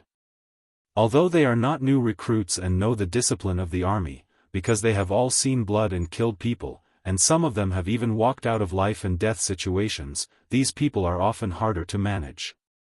If there is a mistake, it will be a big problem. As the head steward, you have to put in a lot of effort, especially thinking. You can't stop for a moment. Even Yang Chendong had called out the name of the head steward, causing Su Kude to smile mischievously and guarantee, 6th young master, please rest assured, this student will not dare to neglect even a little bit. Su Kude, who had graduated from the Academy of Crimson City, called himself a student was not a problem. After all, the title of the 1st Dean of the Academy of Crimson City was Yang Chendong's. Good, it's good that you have such confidence. Since that is the case, I can pass on the next task to you without worry. Come, tell this young master what you know about Awaju Island. Yang Chendong began to test the other party. Many times, in a war, you need to know yourself and know your enemy. It is not something that can be done well just by being hot-blooded. Hearing Yang Chendong call himself the young master in front of him, Su Kude was a little excited. After Yang Chendong was given the title of Bugnam of Gojoseon by the Emperor of Beiming, in most situations, he called himself the king. Only in front of people he thought were close, would he call himself the young master. Since Su Kude was able to enjoy such treatment, it proved that he had already become a close person in Yang Chendong's eyes. Naturally, he was very excited. In order to perform better, he gathered his words and said, 6th young master, Awaju Island is an independent island. It is the bridge between Nanhai Province and Ge Prefecture, as well as the transit station for goods. As long as we occupy this place, the entire South Sea Road will be isolated. Listening to Su Kude's knowledge of Awaju Island, Yang Chendong nodded with satisfaction from time to time. It was good that the other party had done the work in advance. He liked the officers under him to use their brains. Only such people could better deal with complicated situations. Only then could they cope with changes by sticking to the status quo. Only then could they take charge of one side of the battlefield. Not long after, Su Kude also left in satisfaction. In the end, Yang Chendong handed the task of capturing Awaju Island to the 1st Preparatory Division. There were 50,000 Japanese army soldiers there. It was enough to fill their stomachs. Of course, what made Su Kude even more excited was that Yang Chendong had already promised that if the 1st Preparatory Division had soldiers who performed well, they could be considered to be promoted to the Cold Front Division or the 1st World Cavalry Division. Whether it was the Cold Front Division or the 1st Cavalry Division, they were all the best of the best in the 5-star army. Every soldier would be proud to be able to enter one of them. Not to mention other things, just being able to enter the Han Dynasty was the dream of many people. If you don't believe me, you can take a look at the treatment of the Han people in Yangxia. It would definitely make other people envious. A person's birth couldn't be changed, but through hard work, one could be promoted to the Han dynasty. From there, one's descendants would have the opportunity to become a respected existence. That was also a very good thing. This was also why many of the foreign soldiers who joined the 5-star army often performed very well on the battlefield. With such a great temptation, there were very few people who could refuse. Now that he had received Yang Chendong's promise, it could be seen that once the foreign soldiers below heard this news, it would be impossible for them not to fight with all their might. After talking to Su He and Su Kuda separately, Yang Chendong picked up the secret letters and documents on the desk. His attention was focused on Sensei Naganabu of Shanin. Sending troops to attack Nankado, stabilizing the east and south of the Japanese Empire, and at the same time destroying the Japanese naval division. This would completely cut off their escape route. This was one of Yang Chendong's plans. However, whether or not this plan could be carried out ultimately depended on whether Ashikaga Yoshimasa would come out and cause trouble. In truth, the time for the army to enter the Japanese Empire was not completely ripe. At the very least, the number of soldiers was far from Yang Chendong's expectations. Currently, in the Asian region, the Japanese Empire was second only to the Great Ming Dynasty. Whether it was the population or the strength of the army, the Japanese Empire was ranked at the top.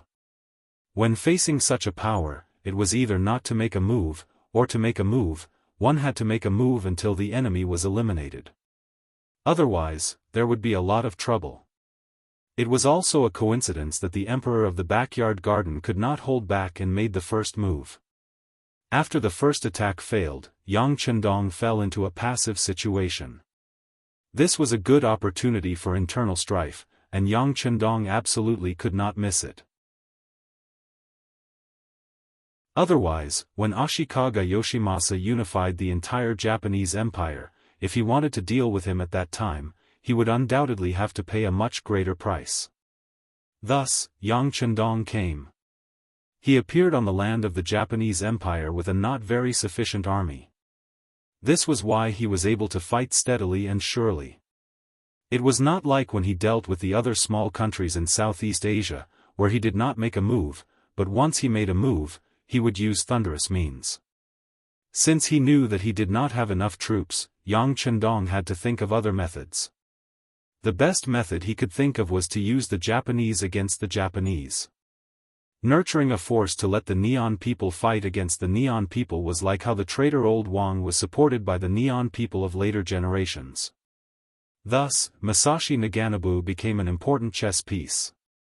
A lot of secret letters were written about Sensei Naganabu.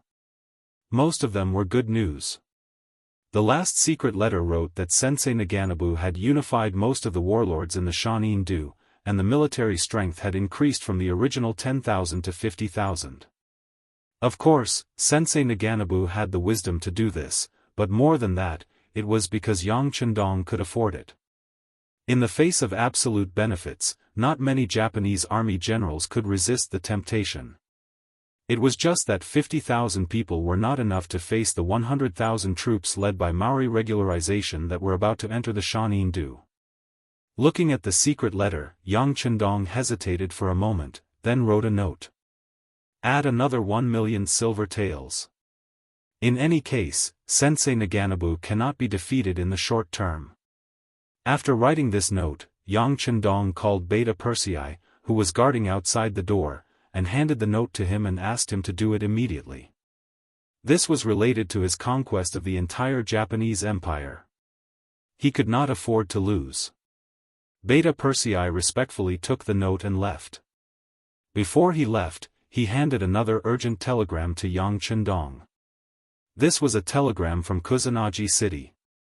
Not to mention the content, just the names of Tiger's Mane, Yumian, and Yangtze were all included in the telegram, which was enough to prove the importance of this telegram. Looking at the main body of the telegram, he saw the three of them pleading to send troops to Beiming. Since Yang Chendong sent troops to the Japanese Empire, General Ashikaga Yoshimasa felt extremely pressured. Under the instigation of his subordinates, he asked for help from Baiming. After all, the Japanese Empire was still one of the vassal states of the Ming Dynasty, and it was also one of the non-conquering states.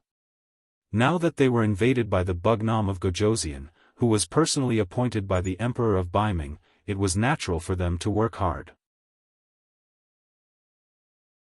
With the support of Yang Chendong and the financial support of the Baiming Zhu family bank, the Emperor of Baiming, Zhu Qiyu, became arrogant. Originally, he was quite afraid that the development of the five-star army was too strong, and he had long suspected that his achievements would overshadow the emperor. However, considering that his financial resources were tight, he had to endure it. However, with the support of the Zhu family bank, Zhu Qiyu, whose financial resources had greatly increased in a short period of time, finally decided not to sit and watch the development of the five-star army. After communicating with Zhu Qizhen of the southern Ming dynasty and Yeshen of the Walla, and everyone's opinions were basically the same, he finally took action. Under Zhu Qiyu's order, all the logistics channels of the grassland five-star army were cut off. For a time, the first city and other places became isolated cities. Fortunately, Yang Chendong was already prepared, so it was not a problem to hold on for a while. The first city had been built for several years, and it had always been self-sufficient, so it was not a big problem for it to be suddenly blocked. However, the situation became very difficult for the new Second Army in Jingzhou and Shaojing. Not only did the Baiming army cut off the various channels from the outside world to the first city of the grassland, but they also sent troops to besiege Shaojing and Jingzhou. Although they restrained themselves and did not send troops to attack, without any external help, once the city was besieged for too long, it would collapse sooner or later when they ran out of ammunition and food. As the most important minister that Yang Chendong left in the grassland, Tiger's Mane naturally saw the problem. Worried, he found the city lord, Yu Mian, and the logistics division commander, Yang Si. The three of them sent a telegram at the same time. The general idea was that they were allowed to leave the first city and go to Jingzhou and Shaojing to bring the new Second Army back. Yang Chendong had said a long time ago that both the people and the land would exist. With this idea, they wanted to protect the new Second Army. However, such a move would inevitably pass through the area controlled by the Baiming army. If it was not done well, it would cause a big change. Therefore, they asked for instructions from Yang Chendong. Yang Chendong, who sighed in his heart, put down the telegram and closed his eyes to ponder. The great Ming dynasty was still a dynasty with a lot of backbone. Yang Chendong himself did not deny this. It was just that he was too deeply immersed in Confucianism and was used to a comfortable life. It was inevitable that his vision was not long-term enough. Moreover, after Zhu Di, none of the successive monarchs had the intention to expand. It was this period of peace that gave the Western countries a chance to catch up with them. It was precisely because he knew this that Yang Chendong would not let such a thing happen again. He did not want his descendants to blame him. Even if their ideals were not the same, there would be a war sooner or later. However, starting a war now was not what Yang Chendong wanted.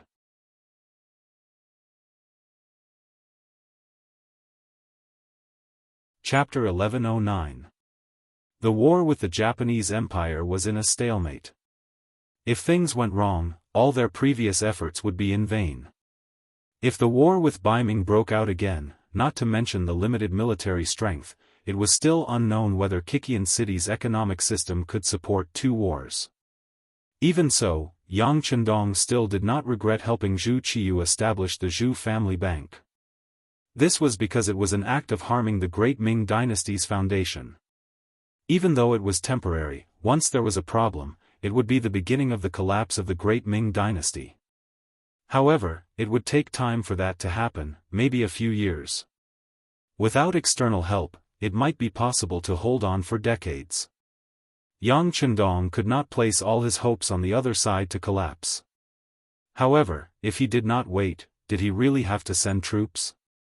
Not to mention, the intelligence department had already reported that Baiming, South Ming, and Walla had formed a temporary alliance. In terms of military strength, he was at a disadvantage. Even if it was only against Baiming, the 5-star army would not be able to win. Tiger's man and the others' worries were reasonable. Fortunately, the new Second Army's commander did not call back to report. This was enough to show that the situation might be very serious, but at least he could hold on. This was the only thing that Yang Chendong was happy about. After all, it was not the right time to start a war with Baiming. He gently put the stun suit aside. Yang Chendong did not return the call or express his stance. It was a sign that Yang Chendong was observing.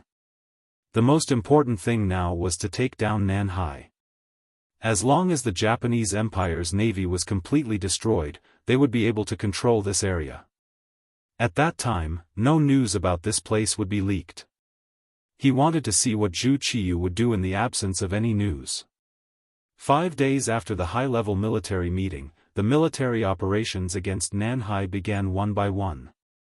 The first to act was the ships of the 4th Division.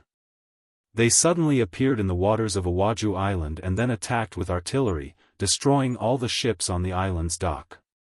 Then, the transport ships sailed to the dock and the 60,000 soldiers led by the 1st Reserve Division disembarked. At this point, the attack on Nanhai Road had officially begun. As the main base of the Japanese Naval Division, they rarely participated in their own country's civil war. Their main territory was on the sea, which gave them a great advantage. Especially in this island country, they could almost move to any area on the sea. Whether it was firing artillery from a distance or finding a suitable place to land, they were all good at it. The Japanese Naval Division also became the biggest trump card of Admiral Ashikaga Yoshimasa. Especially the Marine Commander Kuroda, who was personally promoted by him, is a subordinate that he can absolutely rest assured. This is also why he didn't panic when he saw the sudden appearance of the 5-star army. The Emperor of the Garden of Heaven had died.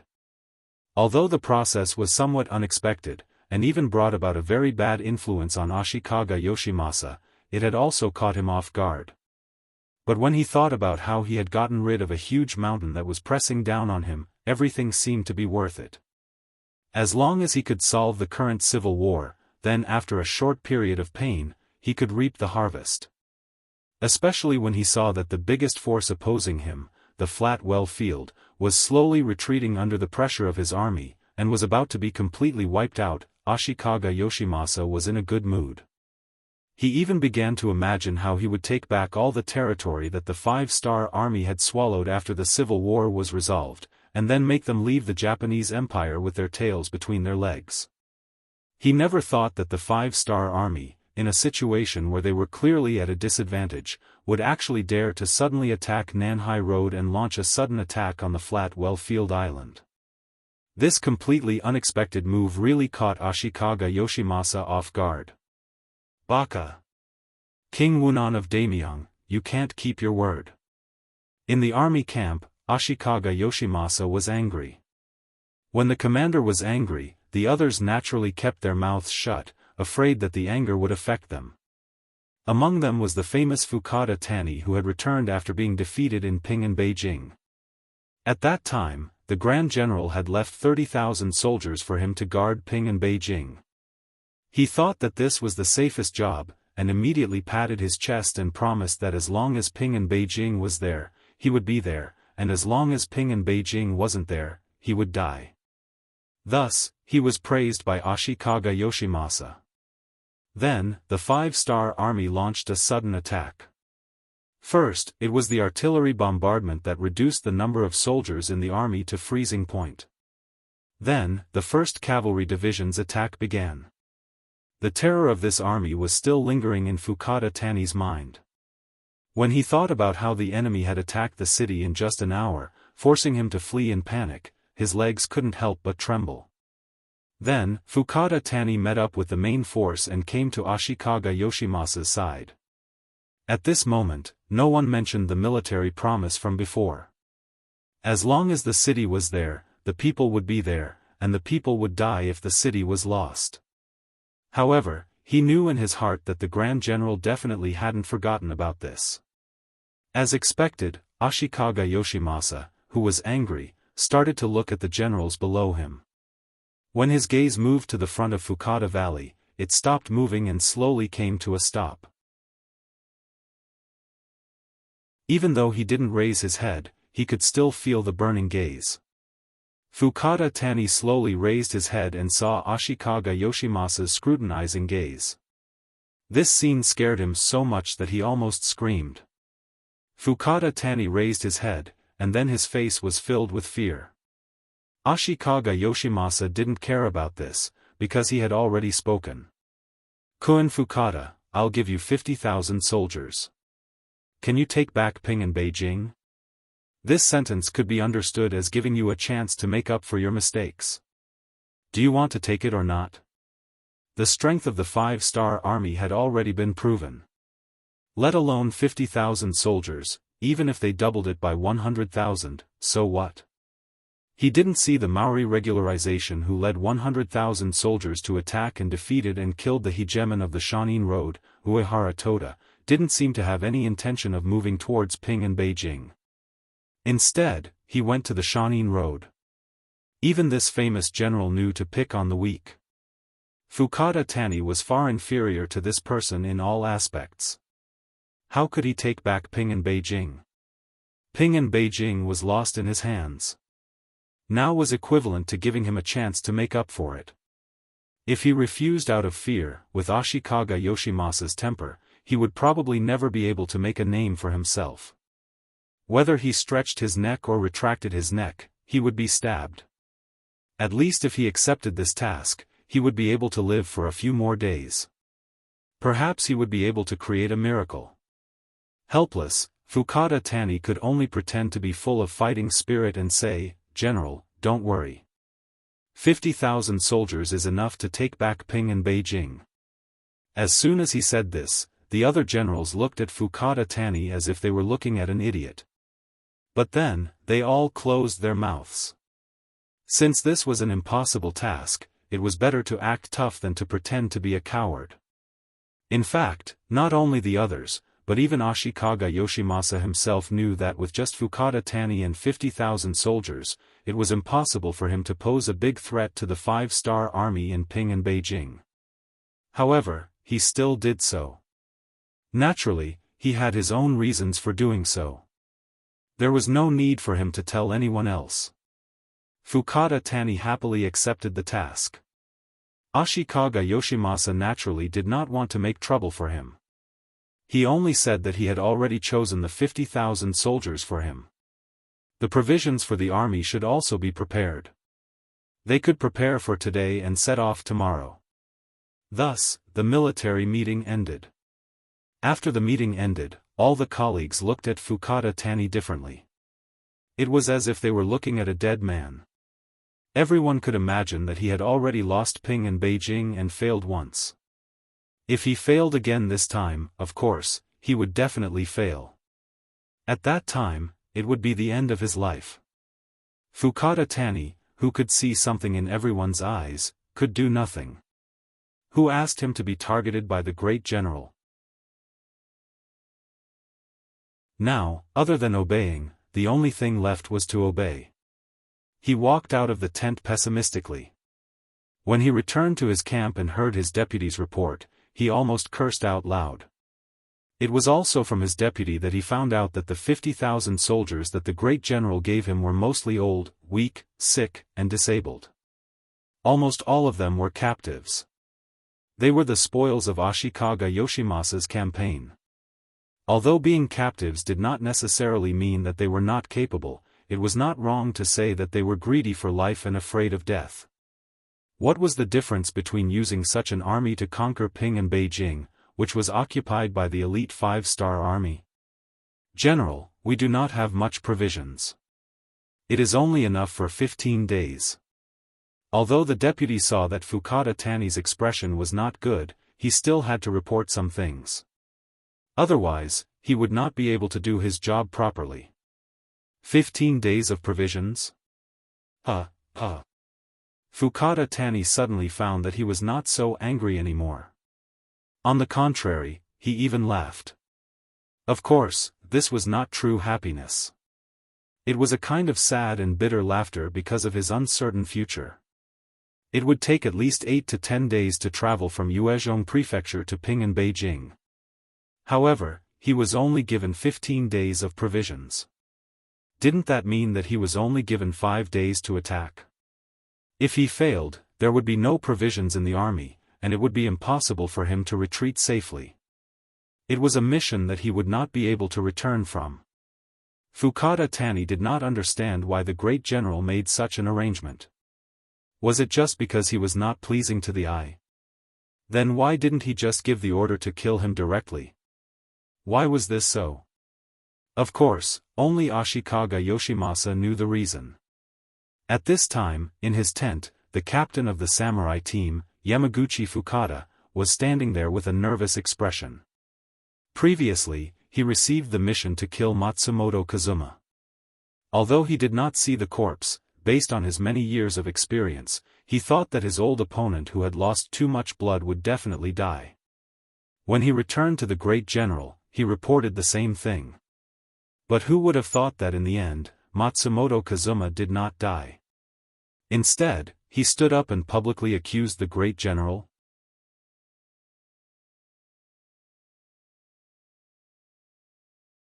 Chapter 11:10. Yamaguchi Fukada had been nervous about this matter. He didn't know how the Supreme General would punish him. This time, he was called to the main tent. He was very nervous, fearing that he would be held accountable for what happened last time. Ashikaga Yoshimasa was somewhat disappointed with Yamaguchi Fukada. He had even sent his own divine archery battalion to him, but he couldn't even kill Matsumoto Kazuma. He even ruined his plan because of this. It was impossible for him not to hate him. Considering that Yamaguchi Fukada's ability was not bad, he didn't punish him. On the contrary, he wanted to give him an opportunity to make a great contribution. Yamaguchi-kun, this time I called you here to give you a special mission. Go to Ping and Beijing to assassinate King Wunan of Daimyong. Is there a problem? What? He thought that he would be reprimanded or even punished. Even if he had to suffer some physical pain, it would be normal. He didn't expect that he would be asked to carry out a mission, and the mission was to assassinate King Wunan of Daimyong. Looking at Yamaguchi Fukada's surprised expression, Ashikaga Yoshimasa was a little unhappy. His voice was a little low because of this. What? You don't want to go? Yamaguchi Fukada, who finally recovered, first nodded, then realized something.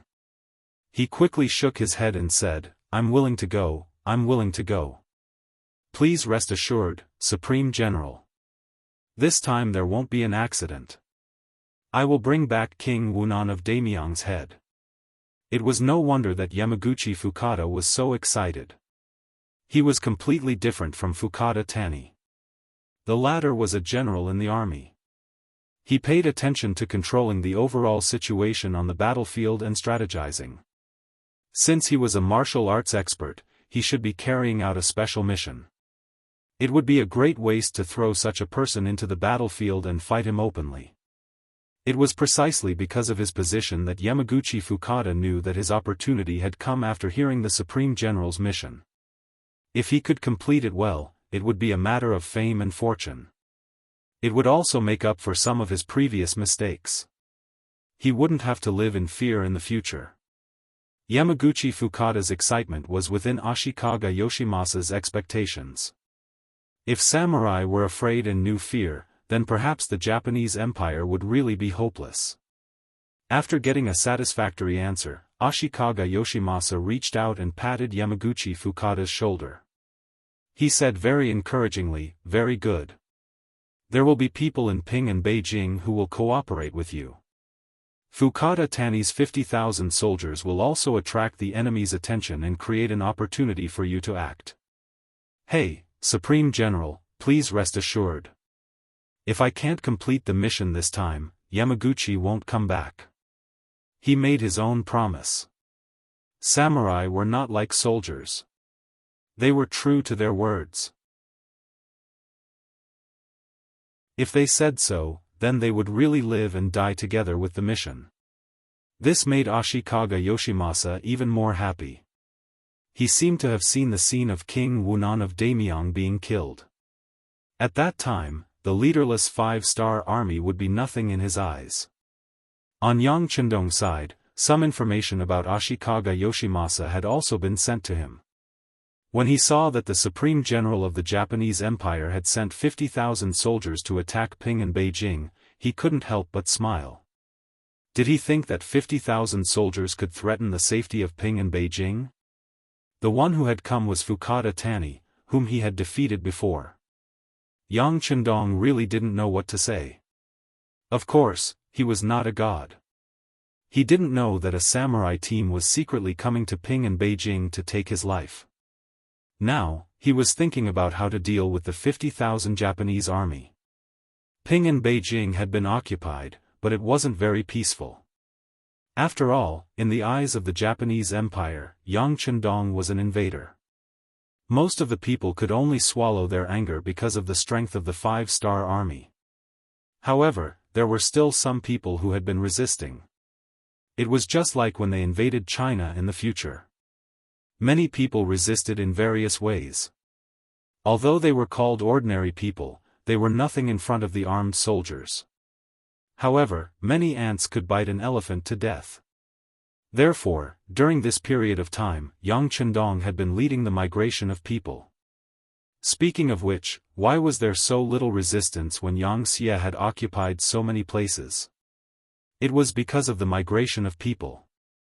When a person wanted to resist and was suddenly transferred to another place, they would have to face a strange group of people, or even a foreign race that they didn't know. Not to mention joining forces with others to organize a resistance. Whether or not they could do such a thing without being reported was something that they should be on guard against. Correspondingly, the most important thing to do in a foreign land was to find a foothold for oneself, not to think about the country and its people.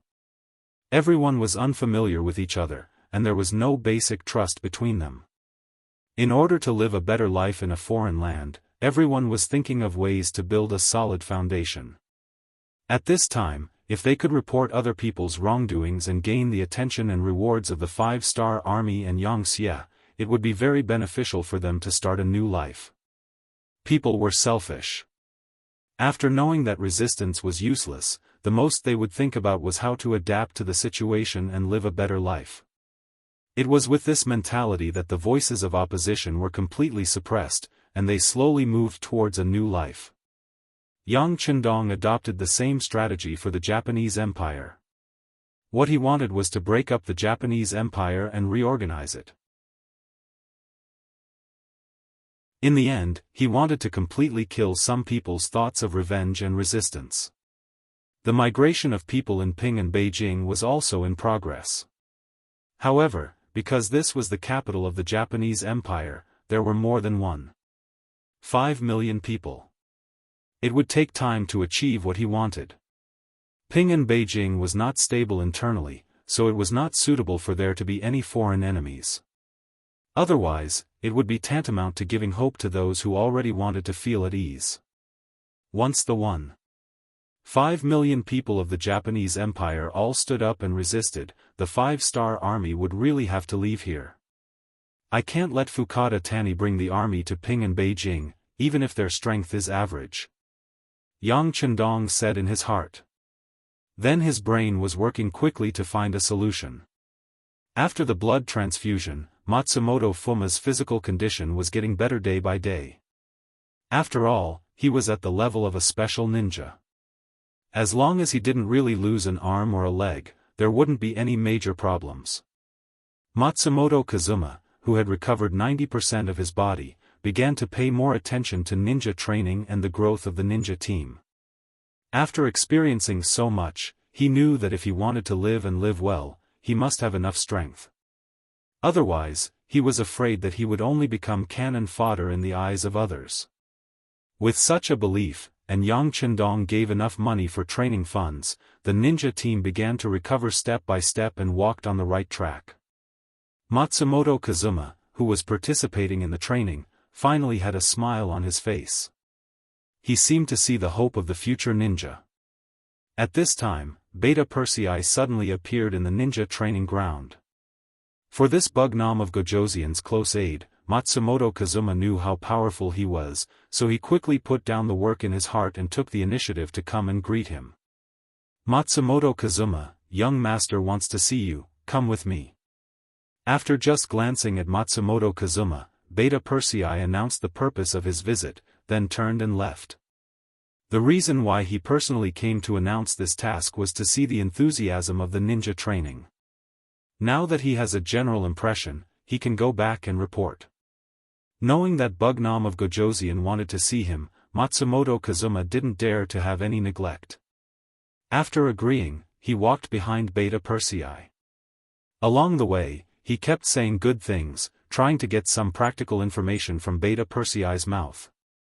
Matsumoto Fujin had done some research on the Han people and knew that they were a nation with human emotions. A lot of things are about human relationships. As a ninja spokesperson, different from those ninjas who only know how to train, Matsumoto Kazuma has some ways to deal with human relationships. But in the face of Beta Persei, all the words are meaningless, and even led to a reprimand. "Matsumoto Kazuma, I'm warning you for the last time. You'd better do what the young master wants you to do, and don't inquire about things that you shouldn't know. Otherwise, you'll be looking for trouble, big trouble." When it comes to big trouble, Beta Persei's voice raised a few notches. Matsumoto Kazuma's forehead was covered in a layer of cold sweat when he saw the serious expression on Matsumoto's face. He repeatedly promised that he would be obedient in the future and wouldn't ask random questions and break the rules of the army. Matsumoto Kazuma, who was scared by Beta Persei, was scared again when he entered Yang Chendong's tent. "Matsumoto Kazuma, I'll give you a task. If you complete it well, your ninja training fund will be increased by 50,000 silver. If you don't complete it well, you have to be prepared to lose your life there." The polarization was so serious that Matsumoto Kazuma didn't know what to say, because from beginning to end, he didn't have a choice. Thinking of Beta Persei's warning, he had to pinch his nose and said, "Yes, please give the order to Bugnom of Gojoseon." "Well, the task is very clear. Persuade Fukada Tani, who is rushing to Ping and Beijing, to turn to Shanin Road and cooperate with Sensei Naganabu there to deal with Maori regularization." After giving out the task very simply, Yang Chendong sat with his arms crossed and looked at Matsumoto Kazuma, waiting for his answer. Persuade Fukada Tani, this is the way Yang Chendong came up with to deal with Ashikaga Yoshimasa. If the task is done, there will be no war in Ping and Beijing, which is of course very important for the smooth implementation of the migration plan. As for whether it can be done or not, he is not worried, it just depends on whether the price paid is enough. On the contrary, the person to be sent to persuade him gave him a headache. Later, he found out from the resources that Matsumoto Kazuma and Fukada Tani have a good personal relationship. After all, they used to work together in Ping and Beijing. So he decided to give the task to this person. It turned out to be a surrender mission. Shouldn't ninjas carry out assassinations? Matsumoto Kazuma could only think in his heart, but he didn't dare to say it out loud. In his eyes, Yang Chendong was too strong. Not only was he strong, but the three special ninjas also said that this person's strength was extremely high, and even the three special ninjas were not his opponent. Such a person said such words, he didn't dare to refuse, and he couldn't refuse. Yes. Whether unwilling or not, at least at this moment, Matsumoto Kazuma completely agreed.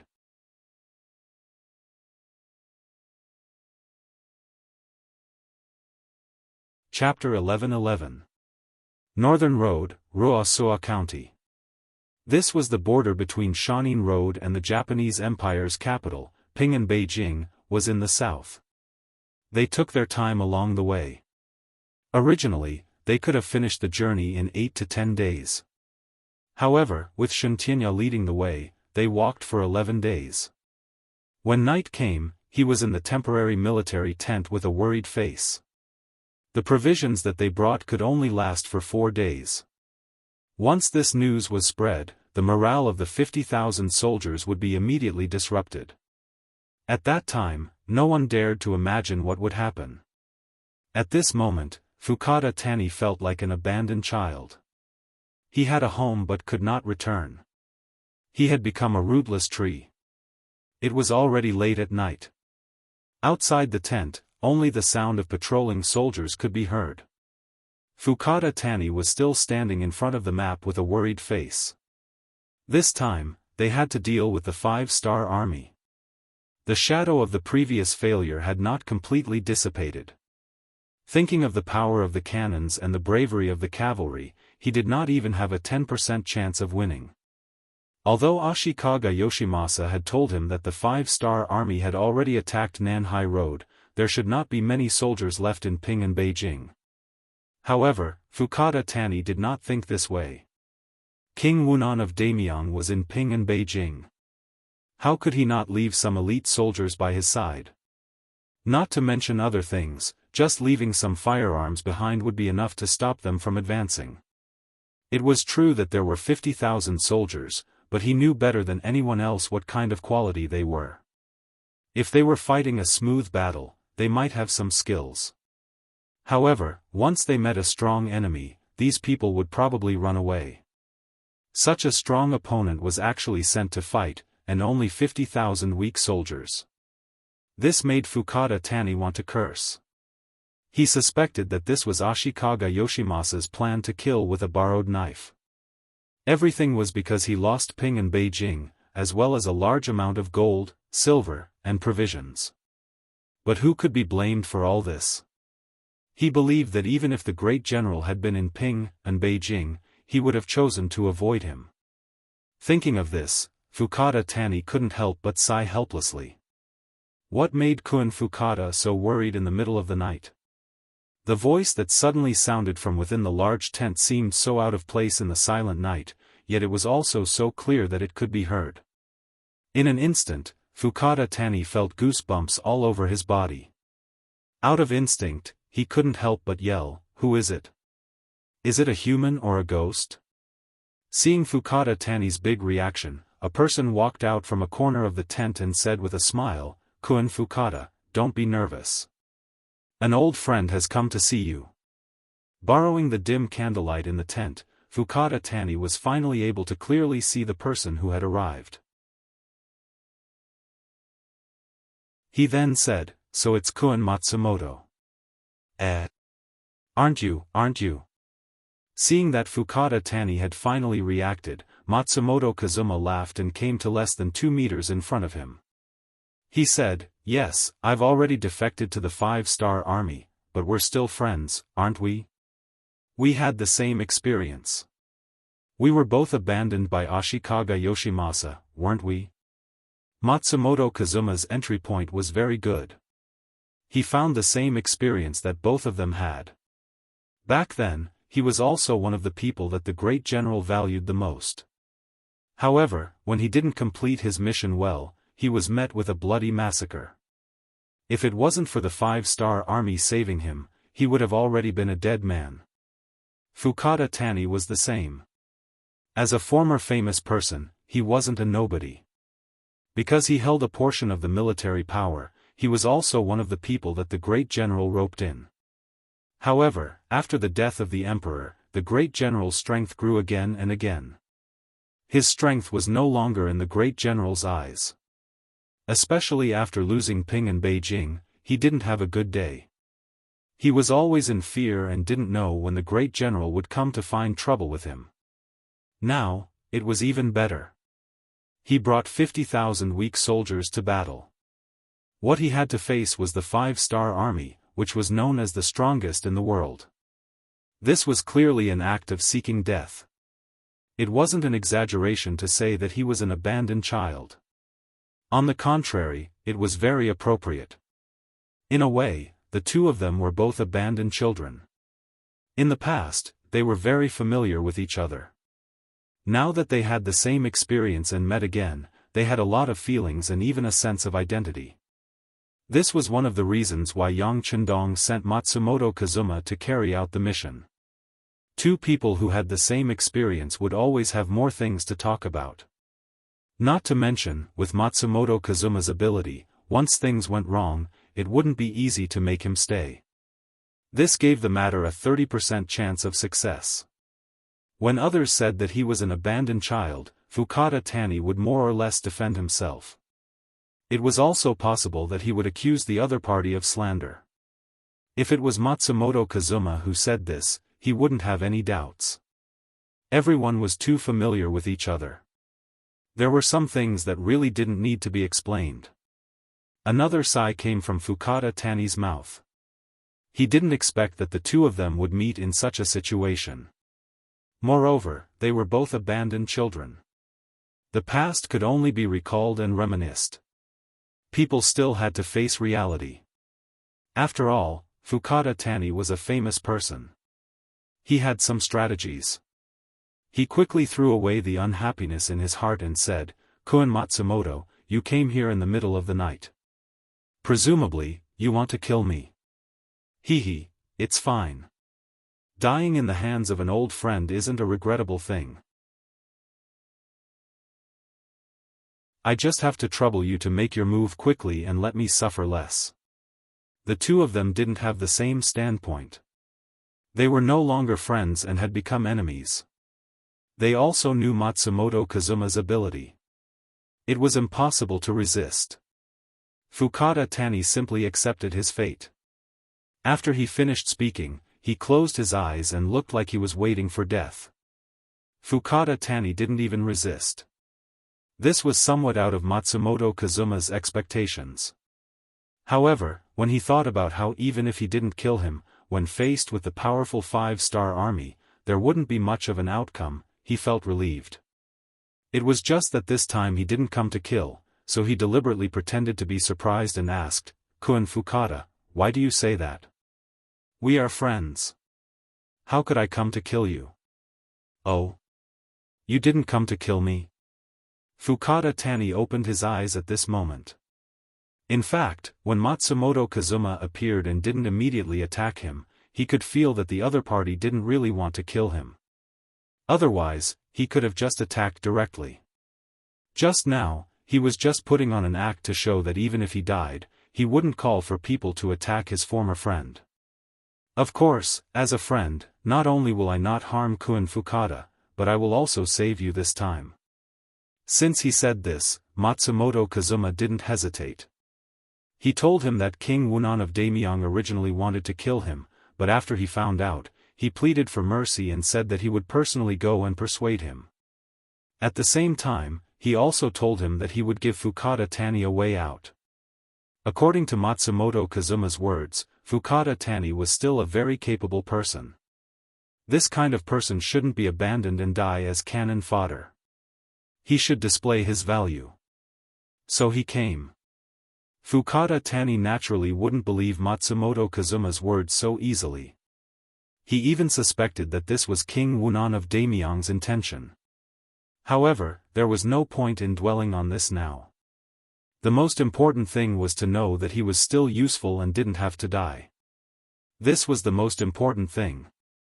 Immediately, he pretended to be very grateful and said, "Kun Matsumoto is very considerate, but I don't know what King Wunan of Daimyang wants me to do."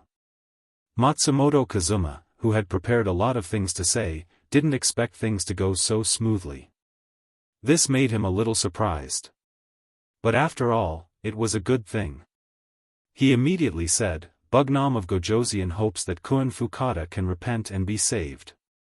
In the current situation, it's only a matter of time before Ashikaga Yoshimasa is destroyed.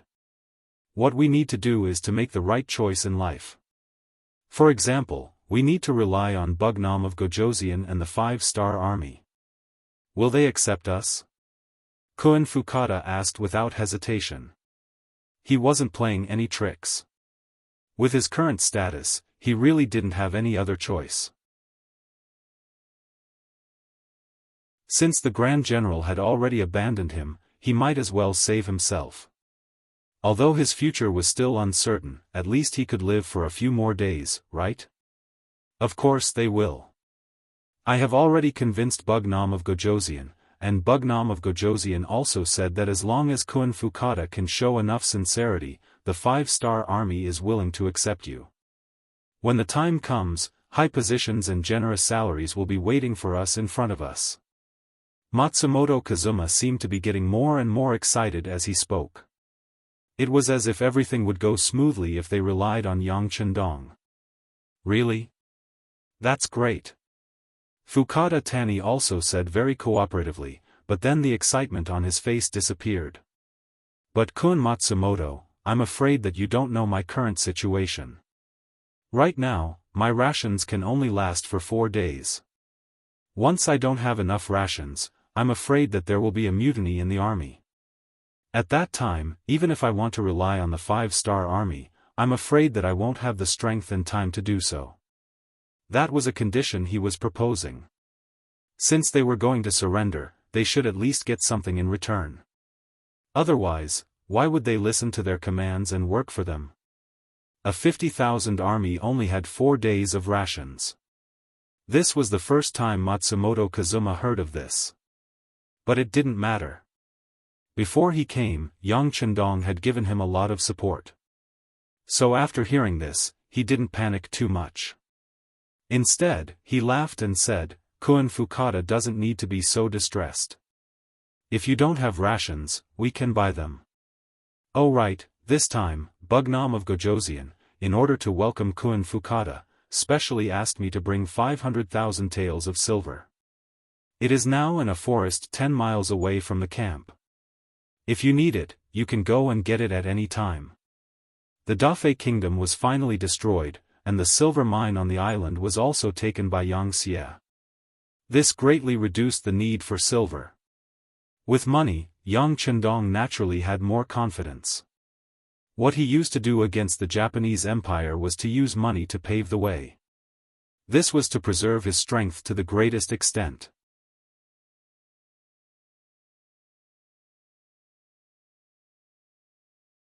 Chapter 11-12. When Fukada Tani heard that he had to spend money to buy food, he wanted to laugh coldly. If there really was money, then what else could he say? However, before he could complain, he heard the words 500,000 taels of silver. He immediately froze on the spot. Then, he widened his eyes and asked in disbelief, 500,000 taels of silver? Is this true? It was no wonder that Fukada Tani was so excited. At this time, the money used in the Japanese Empire was mostly Yongle Tongbao. The Yongle Tongbao coins with the words Ji and Mu on them were all made by the Japanese Empire. After Ashikaga Yoshimasa took control of the currency, he began to reform it. The copper used in the currency was almost completely gone, replaced by other things. The Yongle Tongbao coins were originally one of the most exquisite currencies in China's history. However, the Yongle Tongbao coins that appeared in the Japanese Empire were extremely crude and had no value. They no longer had any purchasing power, and even the commoners didn't recognize them. Since the commoners didn't recognize them, there was almost no use for them. The most hateful thing was that the money that Ashikaga Yoshimasa gave to the generals was still the same.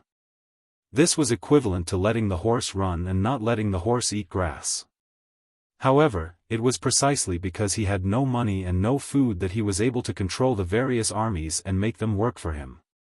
Currently, Fukada Tani had a large amount of crude and worthless Yongle Tongbao coins in his hands. If the commoners didn't recognize them, how could they buy food? This was one of the reasons why he was worried. However, now that he heard that there was 500,000 taels of silver, it was no wonder that his eyes lit up. All of Fukada Tani's actions were seen by Matsumoto Kazuma. He immediately said, "Of course it's true. Why would I lie about such an important matter? If you don't believe me, we can go to the forest 10 li away and get the money." Okay. Fukada Tani didn't try to hide anything. In his opinion, nothing was more important than money. Silver was only silver when it was held in one's hands. Immediately, Fukada Tani sent someone to summon his own guards. A group of over 100 people left the camp in the middle of the night and headed straight for the forest 10 li away. Fukada Tani trusted Matsumoto Kazuma so much because he knew that if Matsumoto Kazuma wanted to kill him, there was no need to beat around the bush. If Matsumoto Kazuma wanted to kill him, he could have killed him just now. The truth did not disappoint him. Sure enough, he found 10 large chests, each of which contained 50,000 taels of silver. After checking, Fukada Tani was naturally satisfied. Together with Matsumoto Kazuma and the guards, they carried the 10 large boxes back to the barracks. When they returned, it was already dawn. Many soldiers had already left their tents and were preparing to eat breakfast. Coincidentally, one of the chests had been knocked over on the ground. When the dazzling silver fell to the ground, it immediately attracted a lot of attention. Soon after, the news spread and Fukada Tani's 500,000 taels of silver was known by everyone. When they returned to the main tent, Fukada Tani had already changed from his previous dispirited state to that of excitement and excitement. What Matsumoto Kazuma said next made him even more excited. "Kun Fukada, I have a plan that can save us 500,000 taels of silver and get enough food. But I don't know if I have the guts to do it."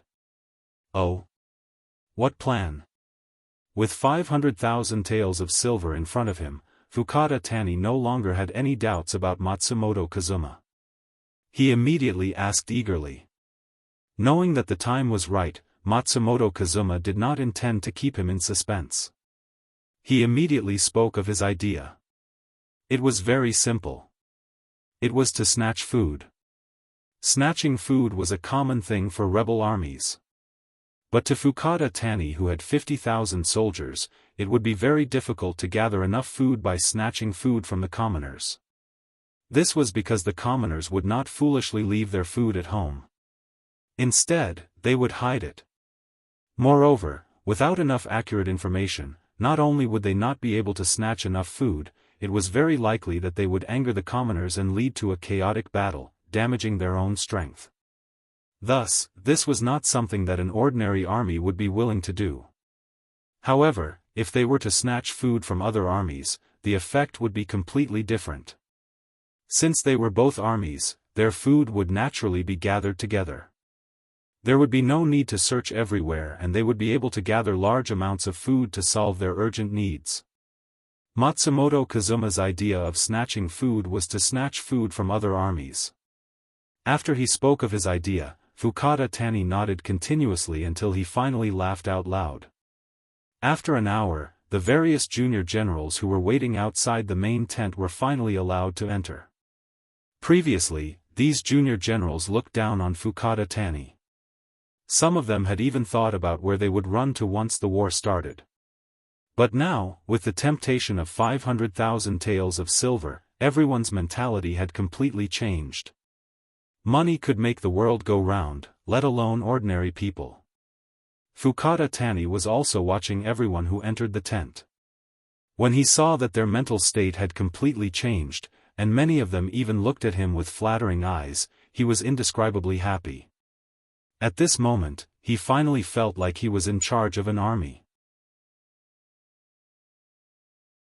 After waiting for all the junior generals to enter the tent, Fukada Tani, who was sitting at the head of the table, finally opened his mouth and said, "All right, since everyone is here, then there are some things that I can tell you directly. We are a deserted army, everyone knows that, right? How could everyone not know about this matter?" Because of this, everyone couldn't help but nod their heads. However, there were some who didn't understand why the general would suddenly say such words. What was his intention? What we are going to face next is the 5-star army, an army that has the advantage of powerful firearms. Everyone knows that, right? In exchange, everyone still nodded their heads. They were even more confused about Fukada Tani's intention. Facing such an opponent, we are equivalent to sending ourselves to death. Does anyone have any objections? Still, everyone nodded their heads in unison. Therefore, Fukada Tani revealed his true intention. Since we know that we are going to die, then as the commander, how can I watch everyone die? Therefore, I have decided that we will not attack Ping and Beijing. We will turn to the Shanin Road and attack the Maori regularization. The grain in his hands will be our target this time. That's right, this was the idea that Matsumoto Kazuma gave to Fukada Tani. The so-called snatching of grain was to snatch the grain of the Maori regularization's 100,000 soldiers that were heading to the Shanin Road. Similarly, the Maori regularization was under the command of the great general. Not only were the soldiers composed of young adults, but their grain was also very abundant. If they could snatch their grain, then it would definitely solve the problem of their own grain being depleted. At the same time, it was tantamount to showing loyalty to Bugnam of Gojoseon and making a contribution. It could be said that the 500,000 taels of silver were not taken for nothing. It could also be said that they had found a way out for themselves in the future. Fukada Tani's decision was heard by everyone. Naturally, they were very surprised. They also knew that the grain in the army could only last for 4 days. If they did not snatch the grain, they would not be able to survive. While everyone was still digesting this decision, Fukada Tani said something shocking again. He would take out 100,000 taels of silver as a reward for the army that performed the best in this battle. As soon as this was said, it immediately attracted everyone's interest. 100,000 taels of silver, for the Japanese army leaders who were used to hardship, it was definitely a large amount. For this, they were willing to give it a try. With the silver as a reward, this military meeting was very successful. Even in the main tent, the young generals were fighting over who would be the vanguard. In the end, it was Fukada Tani who made the decision that there was no priority for this battle. Whoever could snatch the most grain and bring it back would be the biggest winner and would be able to receive the 100,000 taels of silver as a reward. This was good. When the meeting was over, many of the young generals either secretly joined forces to increase their own strength or wanted to act alone and take all the food for themselves. There were even more who began to lead the troops as soon as they returned to their tents. It was as if they were afraid that if they were a step late, they would not be able to get any benefits. People say that interest is the best teacher. When a person wholeheartedly wanted to do something, there was nothing that could not be done or not done well. When everyone's initiative was completely aroused, the power that could be displayed was also amazing. 3 days later, Maori regularization, who was leading the main army towards Shanin Road and had continuously defeated Sensei Naganobu's army several times, suddenly received bad news. The grain of the rear army had been stolen by Fukada Tani's 50,000 weak troops. How is this possible? When he first heard the news, Maori regularization's face was full of disbelief. He did not believe that this army that was about to be abandoned still had such ability. Not only did they dare to make a move against him, but they could also really achieve their goal. However, no matter how much he did not believe it, the facts were right there. The news of the grain being stolen came one after another. There was even news of casualties. It was said that Fukada Tani's 50,000 weak troops were as if they had been injected with chicken blood. They displayed 120% of their strength and relied on numbers to defeat the elite Japanese army that was protecting the grain. In particular, these weak troops did not play by the rules at all. When they appeared, they swarmed like bees. When they attacked, they did not differentiate between the primary and secondary. It was completely chaotic. This made it so that even if one wanted to defend, they did not know how to defend. In any case, the grain being stolen and the loss of more than 3,000 soldiers was an irrefutable fact. Faced with the loss of the grain, Maori regularization had no choice but to suppress the decision to continue attacking Sensei Naganobu. He turned around and retreated. While reuniting with the rear army, he asked the Supreme General for help and grain. Fukada Tani's sudden attack had caught Ashikaga Yoshimasa off guard. Originally, this was a gift that he had prepared for Ping and Beijing. He did not expect that he would shoot himself in the foot. This made him so depressed that he wanted to vomit blood. If it wasn't for the fact that the destruction of the flat well field was right in front of him, he would have led his army back and killed Fukada Tani.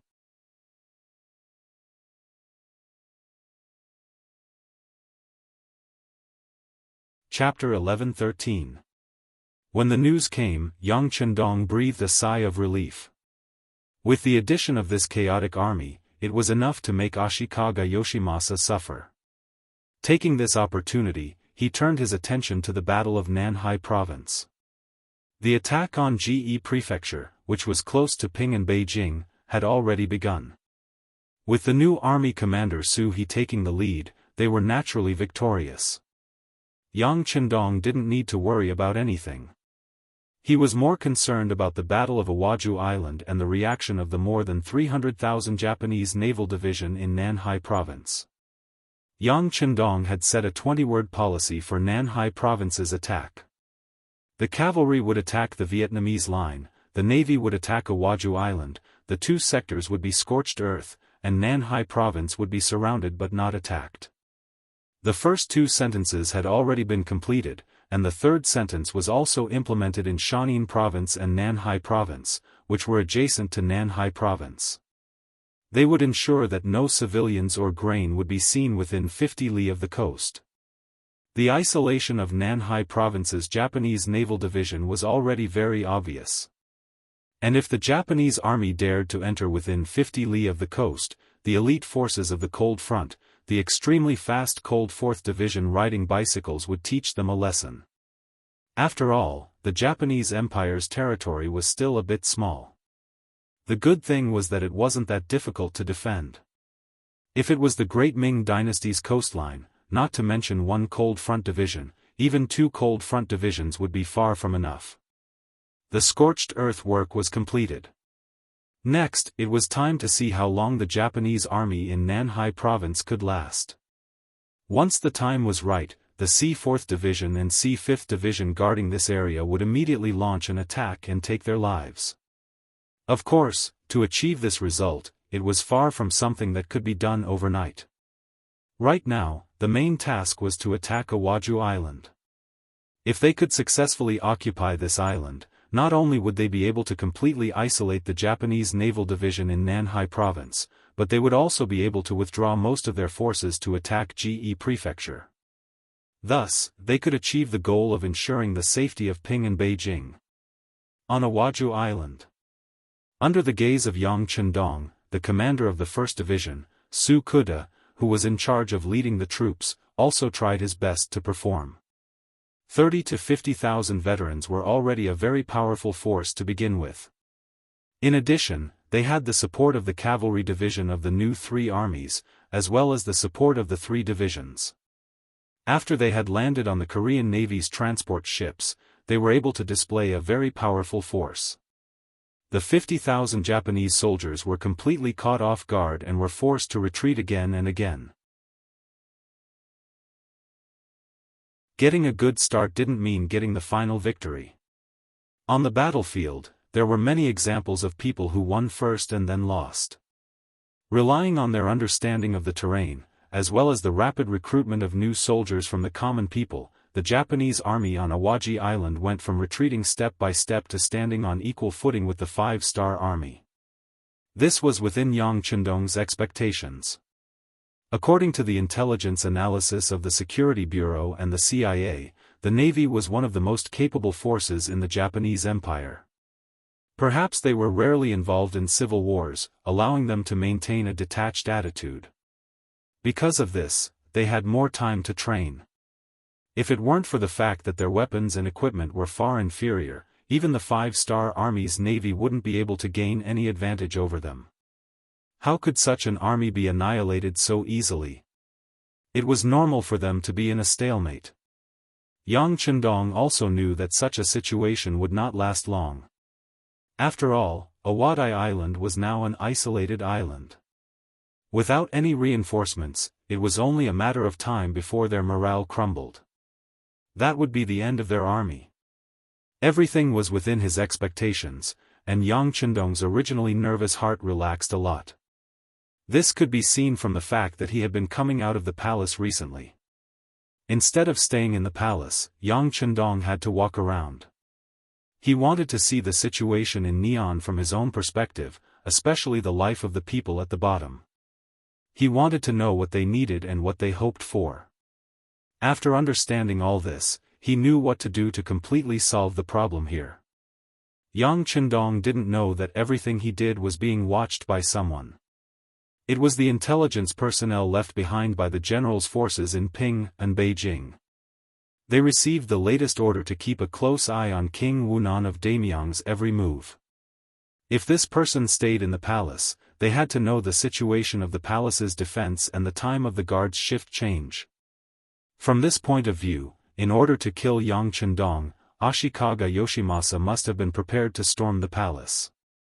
What the intelligence personnel left behind didn't expect was that the King Wunan of Damyang actually took the initiative to come out.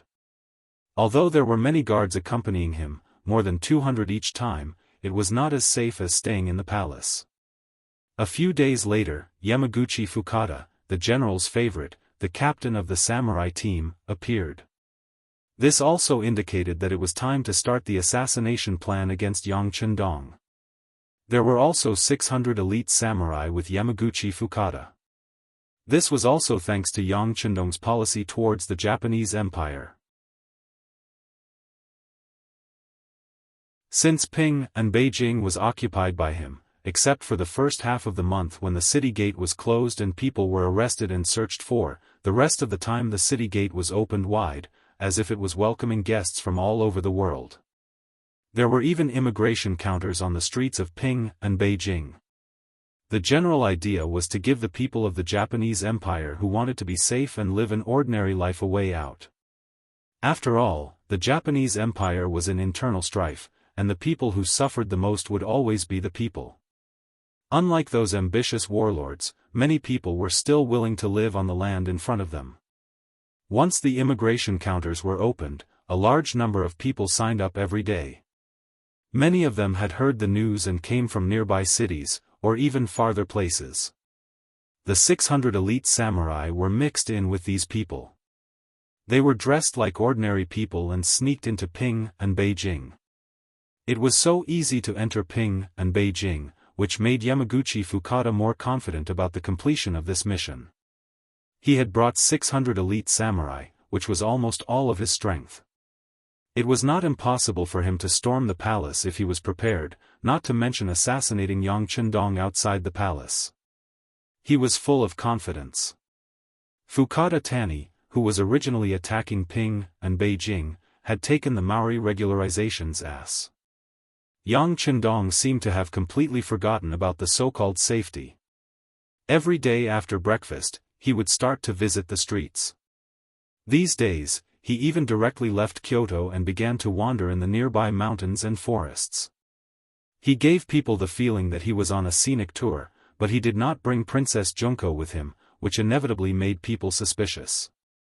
Some intelligence personnel of the Japanese Empire thought that King Wunan of Damyang was waiting for something, and that he should have known that someone was going to assassinate him. Regarding this, Yamaguchi Fukada naturally had a face full of disbelief. The assassination of Yang Chendong was extremely secret. Even the 600 samurai under his command only knew that they were going to carry out the mission, but they did not know the details of the mission. How could King Wunan of Damyang know? It was clear that these people were scaring themselves and were scared by Yang Chendong. Yamaguchi Fukada had decided to act alone. With 600 samurai, even if they were prepared, what could they do? They could even kill him with a crowd of people. Speaking of which, Yang Chendong was not doing any seductive actions, nor was he setting up a trap for people to fall into. The reason why he had been wandering around the nearby mountains was because of the underground mines.